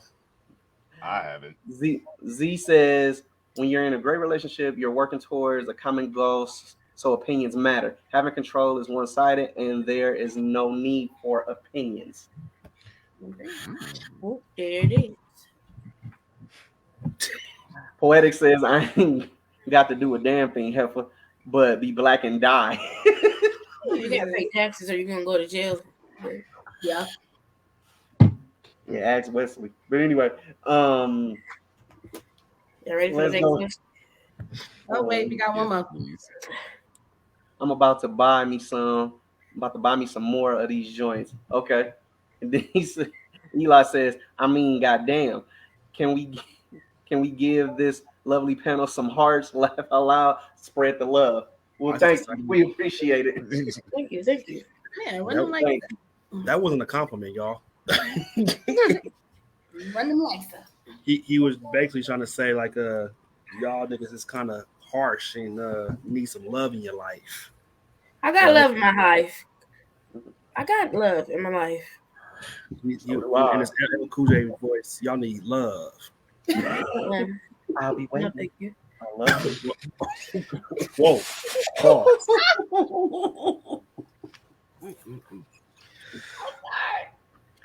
Next. How important is a person's financial status when deciding to date or marry them? How important is a person's financial status when deciding to date or marry them? When you date someone, I don't think it depends on the level of dating someone. Right. Well, when you marry someone, I don't want to inquire your dad as well. And a lot of times, if you're in a marriage, what's mine is yours, and what's yours is mine. And I think we still got our own separate things still going. But at the end of the day, when you marry someone, you're basically acquiring all that comes with their financial status as well. If they're a bad spender before the marriage, they're going to be a bad spender in the marriage. If they have debt prior to the marriage, they're probably going to have debt going into the marriage and in the marriage as well. So, at the end of the day, you probably want to date someone that's either trying to get their financial situation together or start somewhat financially stable. If not, I hope you're being a good partner and teaching them financial independence and again, being equally yoked also falls into that whole financial responsibility as well. So I would hate to marry someone that has a whole lot of debt because I basically acquired some debt as well in so many different ways. I would say this: if dating someone, that is something you need to sit and talk. Especially if you're getting to a point where it may potentially go into you seeing yourself marrying this person. That's definitely a conversation to have. When you're initially talking to someone and dating them, I don't think it's that much important. I know they need to at least have a job and be like somewhat have some type of financial stability trying to go on. But as you start to date them and you see that this relationship can go into something else, then that's a conversation you have with them. But off bat, no. Not off back. I don't think you want to talk. I mean, yeah, not off the bat. No. But I mean, what I'm saying is because you do have some people who have like this whole list of things that this person has to have in order to date them. So that's why I said so not off bat. expectations. Yeah. So the expectations you was talking about. Okay. Yeah. Okay. Yep. So yeah, but not off back though. Like Double A said, when you are starting to when it starts to get to a certain level in your relationship that you're eventually thinking about marrying this person, could potentially see this person as a life partner, yes, you will want to figure out the financial stability of what you can acquire, possibly if y'all took that next step. So, like I said, you be like, babe, I want to buy a house or something. And then you find out that person is, they done put a 2008 Range Rover in they shit and got it repossessed, and that shit then put they shit down. So now you looking at it like, oh shit, this is fucking crazy. Like, I didn't know all this. So it's good to know. And yes, so you might as well just say, yes, it is important to know somebody's financial status. But if you just said, yeah, I want to be boyfriend and girlfriend for right now, no, not really, because it really doesn't matter. Yeah, definitely it is like an importance, because if they're definitely in like a bad bind or something, you will want to push them to at least improve that. I'm in a bind, Nate. Forward. Ooh. I'll get you out some other time. I'm sorry, word association. He said that and it just popped in my head. And I'm movie associating too. So, yo, fine, Nate. Yo, you said, Eric, get somebody else to do it. Get somebody else to do it. You ain't trying to be sweating. That ceiling fan wasn't doing. Never mind. Not the ceiling fan. I'm out of there. Going around heat.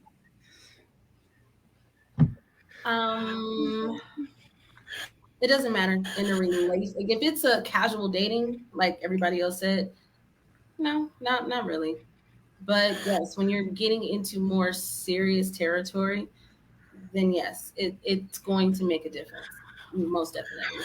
I can't really add on to it because it literally, you guys said exactly what I was going for. But I think like what Gerald just touched on, though, like it do kind of matter when you're dating too, because I mean, people got student loans, people got bad car loans and repos, people messed up on credit cards. All that stuff matters, because when you get married, you do want to buy a house, you do want to, have investments for you and your wife or you and your husband. So at the end of the day, I just feel like it do kind of matter in the dating phase too. It may not matter as much during that time, but again, it's something that you probably do want to work on as far as in that dating phase. Because again, if you do have true intentions to get married or marriage, then that's something that should be brought up to the table. That's just something that should be addressed at that point. So just to clarify, I'm not saying it doesn't matter at all in dating. It does matter if the person that you are dating, it is something that you are looking into as something serious. If it's something that's very casual, then it would not be a big factor. I think the only reason it would be a big factor is, of course, you go out on dates and shit. So you're still casually dating in this world today at your age? You said what? Are you still casually dating at your age in this world today? I'm not, but there's other people that still are. You can't cut that out. But then you do have to, when you do start dating somebody, you do have to know their financial stability, because what if you end up paying for all these dates? Right. So basically, is it going into the situation blind, or you go into every situation? You go into every situation. If you just met a person and they like, I want to go out on a date, but then in reality, you realize at the end of the day, you have to pay for it. I mean, if it's a situation, like, let's just say this. If it's a situation where somebody is asking me out on a date and I have to pay for it, no, not at all. Because you're asking me on a date. That means that financially you are responsible for this date. If you're the one that's asking me on a date. Now, if it was a situation I was asking that person on a date, then okay, it's no issue with that. So are you saying that if I act, okay. So what you're basically saying is it should matter in the beginning because of the date situation. That's basically what you're saying. Yes. I am saying it should matter because I'm not saying you got to know that person's credit score on the first date. But that's what I'm saying. Like, how far does this go? I mean, that's casual. If you're being serious with somebody, you should care about them financial their financial stability at the end of the day. But And that's if what you I'm see saying. yourself being with that It's- person for, if you see that if you see your relationship going to the next level, you should be able to know this person's financial stability and know where this person has acquired debt before you get into a situation to where they'll fuck around and you both go bankrupt. Then But what? that's why I said if it's a situation that it's someone that I'm dating for serious matters, like I want to be with that person. Yes, it will matter to me as we're getting serious into the situation. What I'm saying is that it's not everybody who is dating that way. For me, it will matter because I am dating, like I'm dating serious, but there are other people that are not on that. They're not trying to date for that situation. They're literally just dating just to date people. So they're not You gotta, financial yeah, well, you stability. gotta, Oh, yeah, but you Shit, gotta think know their financial stability too, because you got to know if they can even afford to take you out on a date or not. hell, let's be real. Motherfuckers is not even sitting here trying to date. Motherfuckers is just sitting here having somebody come to their goddamn car sometimes. Is that a date? I mean, motherfuckers. Well, I mean, if we go to the back seat, it can become a date. Nothing. Anyway, never mind. You need to charge them $40. That's horrible. I mean, They're literally going for a meal, so you have to be careful with that. Right. We got people that are serial daters. So I don't eat cereal. I'm just saying, I know what you meant though, Aaron, when you said that at this age, because yes, in your 30s, no, you're not dating. At least most of us are not dating. We should be dating just to say that, oh, I date this person. Like you should be dating to see if it potentially could be something that ends in marriage. But just think about the person that's typically our age. They might have some type of student loan debt. They could possibly have messed up on credit cards in the past. Like these are all things to consider. What did he write? Yeah, it's basically not to go into the situation blind. It's basically, but no matter what situation, you won't go in it blind no matter what, because no one goes into a situation voluntary. I have a 540 credit score, not me personally, but just saying I have fucked up credit that I got 3 repos in my name, or I got student loan debt as long as the little wall of China. Like at the end of the day, no one walks into a relationship saying these type of issues. But at the end of the day, what are you doing as a partner to help the person that you might potentially seriously like fix up their situation before you do get married? It's a better question. I mean, have you offered a solution, or have you offered ways to get this person on a better road of financial freedom or financial stability? And if that can potentially be a turnoff to me. Like if I see you that you got bad credit, and I'm doing everything possible to help you fix your credit, and you still got bad spending habits, or you still not doing what needs to be done, that could potentially turn me off and be like, you know what, you're not a potential wife for me at this point no more. Because I know the moment that we get married, there might be some type of troubles in the waters when it comes to that particular field of living. So those are all signs to catch before you even say I do. Right. There it is. So well said, brother. I'm gonna say I do in the comments, and we gonna go there. Let's see. What it says, when I'm alone in my room, I like to stare at the walls. In the back of my mind, I hear my conscience call, telling me I need to go. Anyway, Eli says, "I know you got love, Professor. I'm here with the hard eyes, big teddy bear with chocolate chip cookies and spaghetti." Spaghetti's kind of interesting. Yeah, the food choice. Anyway, he a pastor. That's church food too. It's definitely church food. Poetic says that shit matter like a motherfucker these days. I'm almost 40. You better have your shit on my level or better. Being broke is not cute. So wait. I can't even. He also says I can't even date somebody without a car and a job to go to every day. I even need her to compliment my hustle as well. My kids are giants, and and these clothes or food ain't cheap. You have a baby by me. We gonna be a power couple. Whatever job is walking distance. We gonna go stand in the corner. Go stand in the corner. No, for real. For the first time in UTR history, go to the corner. Heather has to go to the corner. Damn. Anyway, Patty says financial status can change. I'm all about that work ethic because work ethic let's say the job goes out of business. However, they will still push and hustle to get those bands to sustain their life. And with a strong work ethic, they always strive for better and better. Excuse me. Okay. Z says it's based on age. I We're young and starting out. It's If we're cool, young, but it's supposed to anyway, be if we're young.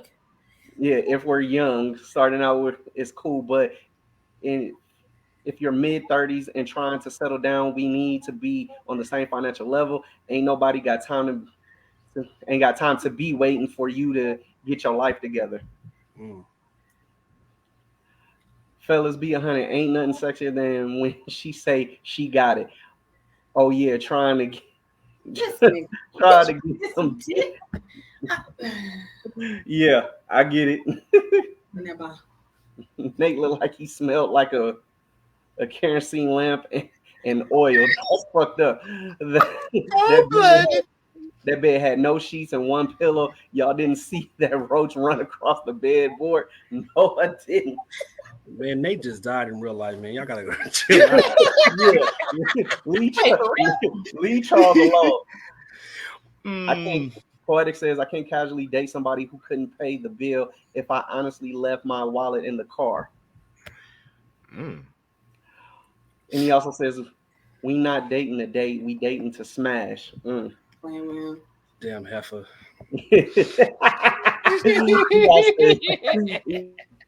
Eli says car dates be the best sometimes if the vibe's right. I'm trying to rub Shawty's big toe while we watch the sunset come up with a cool breeze. Laugh out loud. This nigga. I can't. Poetic says, "Oh, you leave that heifer at the bus stop unless she got that Gawk 5000 with the Kung Fu grip. I mean, that's it's supposed to be Kung Fu grip, but it say King Fu grip. But anyway, Patty says bad spending habits is a complete turn off and cause for a breakup for me. I agree. Eli says them words whooping your ass right now. Yeah, they are. Oh shit. They are. Oh shit. Okay. We got time for one more, or are we gonna wrap it up, Sean? Now we're gonna do one more.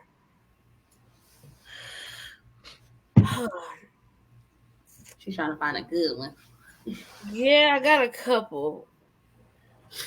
Can the lack of communication change your feelings for someone you truly loved? Can what? Can the lack of communication change the way you feel about someone you truly love? Only if it persists. Yes, if that person isn't willing to change their communication and actually compromise with what I'm asking as far as the communication is concerned. Because one of my love language is communication, it's definitely a deal breaker for me. It's definitely a possible because lack of communication, it can cause rift in a relationship, and if that person's not willing to open and observe what you're saying to them, and it's basically going one ear and out the other, then you basically talking to a dead space at this point. I will say this, but before I actually dated, I would try to figure out, okay, what's the issue with the communication level? Because maybe y'all just not on the same wavelength right now, or maybe they just kind of, trying to focus on certain shit they need to focus on to be better in life. So I wouldn't necessarily say I would just be like, no and run, but I would have a conversation to see why the lack of communication is the way it is first. Exactly. Before I just hold dead the whole situation, but it can definitely change how I feel. Not communicating effectively can be a deal breaker for me. I think in everyone's mind they know how to communicate very well, but I think people learn over time that some people don't communicate at all well with another person. So I just think that non-effective communication is a deal breaker for me. I agree. I agree. That is true. Especially when your point isn't being seen or heard, but that person has to have their point of view seen and heard. But like I say, your feelings and your thoughts aren't being taken into consideration. So yes, it definitely can be a deal breaker. It basically gives off a vibe like they're always right and you're always wrong in that perspective. Yep. That's one way of seeing it, but also it can just be me not knowing how to speak to you effectively as well. So it's not always I see you as I'm right and you're wrong. It's also that, you know, we can't talk because every time it turns into confrontation or we're not able to sit down and be adults about situations because clearly, effectively, our communication sucks. So I don't. Or they just don't know how to communicate with you in a way where it doesn't hurt your feelings or it's going to bring about some type of issue.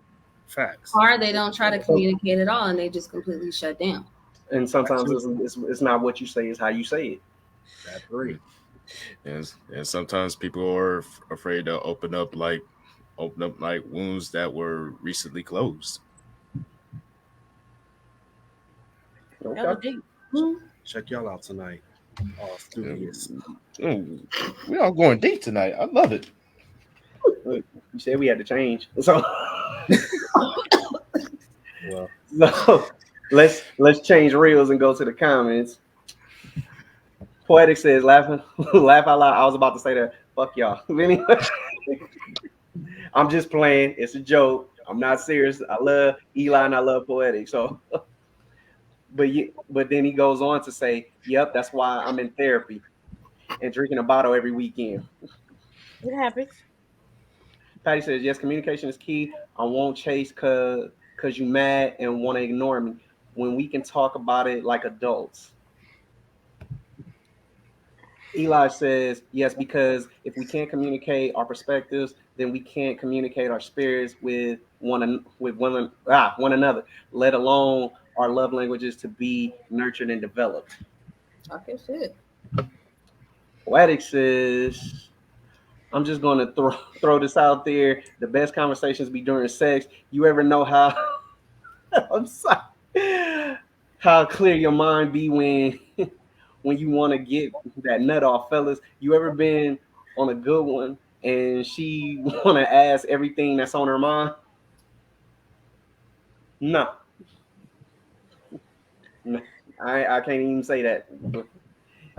She thinking about why I didn't take the garbage out and why we getting it in. You know, this I'm not doing a very good job. Just to put that out there. probably shouldn't be smashed at that time. Right. So Eli says, "Another, god damn it, laugh out loud. I make one joke, now I can't spell on demand." Like instant karma. Damn. All right. Folks, we have come to the end of another great show on UTR's Talk Yo Shit. And I want to say I had a blast. And before we get to the final remarks, let's get to this final comment. And it's from Poetic, and he says that means y'all got good communication. Guess you can say that.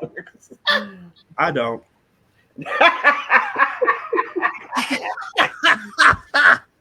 So she be asking about the light bill.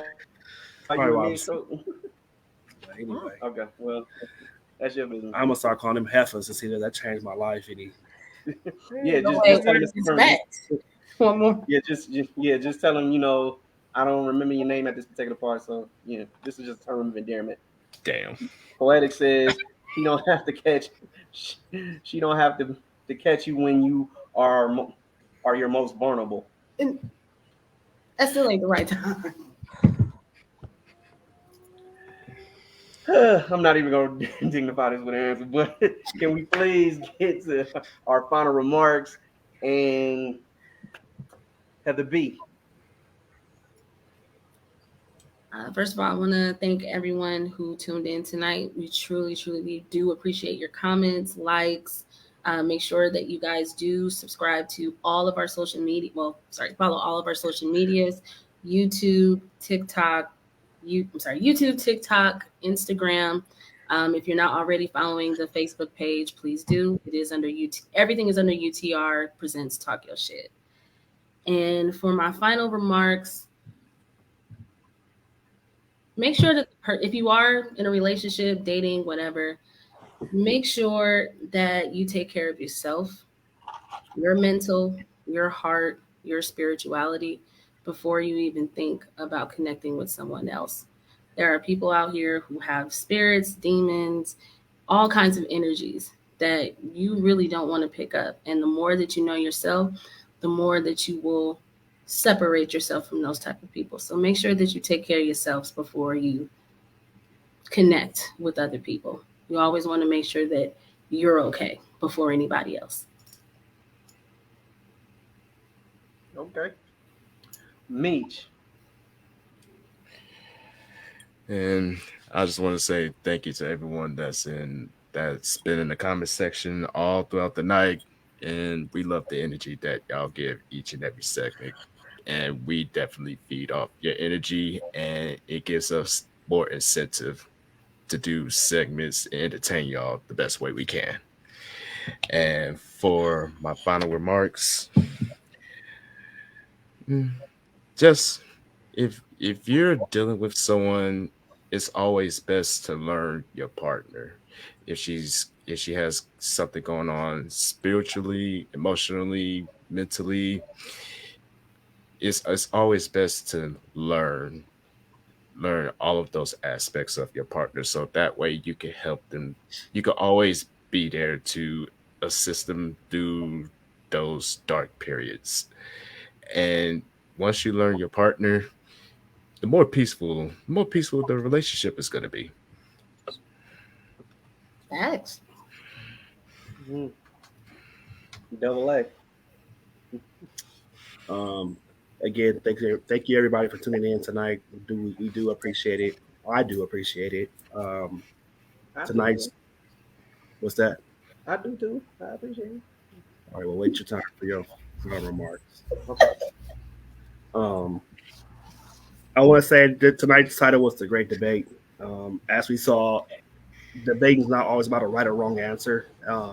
Debating is also about hearing different viewpoints that you might not never thought of before. So when you apply debating to your everyday life with your friends or in your relationship, keep an open eye or keep an open mind that it don't always have to be a right or wrong answer to situations. And with that, I look forward to seeing y'all on the next show. We got some great stuff coming up for y'all next. Out. Okay.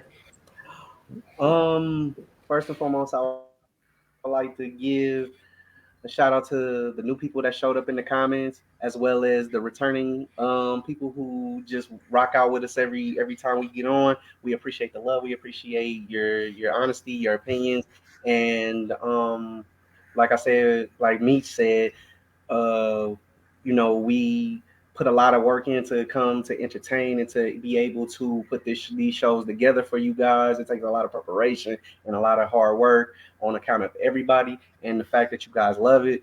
Y'all continue to come through and just hang with us. We really all appreciate that. And now, as far as my final remarks, basically, like everyone has said, you just gotta know who you are dealing with, and whether you're married, whether you're in a relationship, whether you're casually dating, where you're getting to know someone. Learn that person to make sure they're the fit for you. And you have to know the situation you're stepping into before you get too deep to where you mess around and just mess your whole life up, and that's financially, and to know if that person is communicating, but also to have good communication and speak your thoughts to this person and know what you're saying and how you're saying it to that person in order to get the right responses is also a way to make a good relationship into a great one. And if you just continue on that path, the sky's the limit for you and that person that you're possibly see yourself being with for the rest of your lives. So, like everyone has said, just observe, your partner and get to know your partner, and just know whether it's a fit for you or not. And I'm out.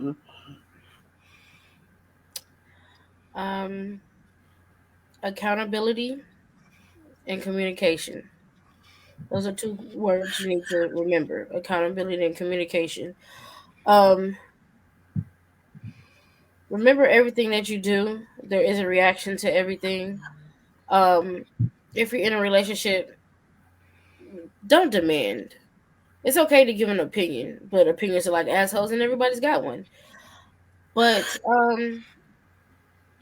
be happy, live, love, and laugh. And with that being said, we have We come got to a whole bunch of comments. oh, so y'all. Well, let's see. Where do we start? Good communication. We did that one already. All right. Poetic says, y'all ever had the San Antonio Granada? That shit hit different. And then he goes off and says, you ever hit that right spot and the demon comes out?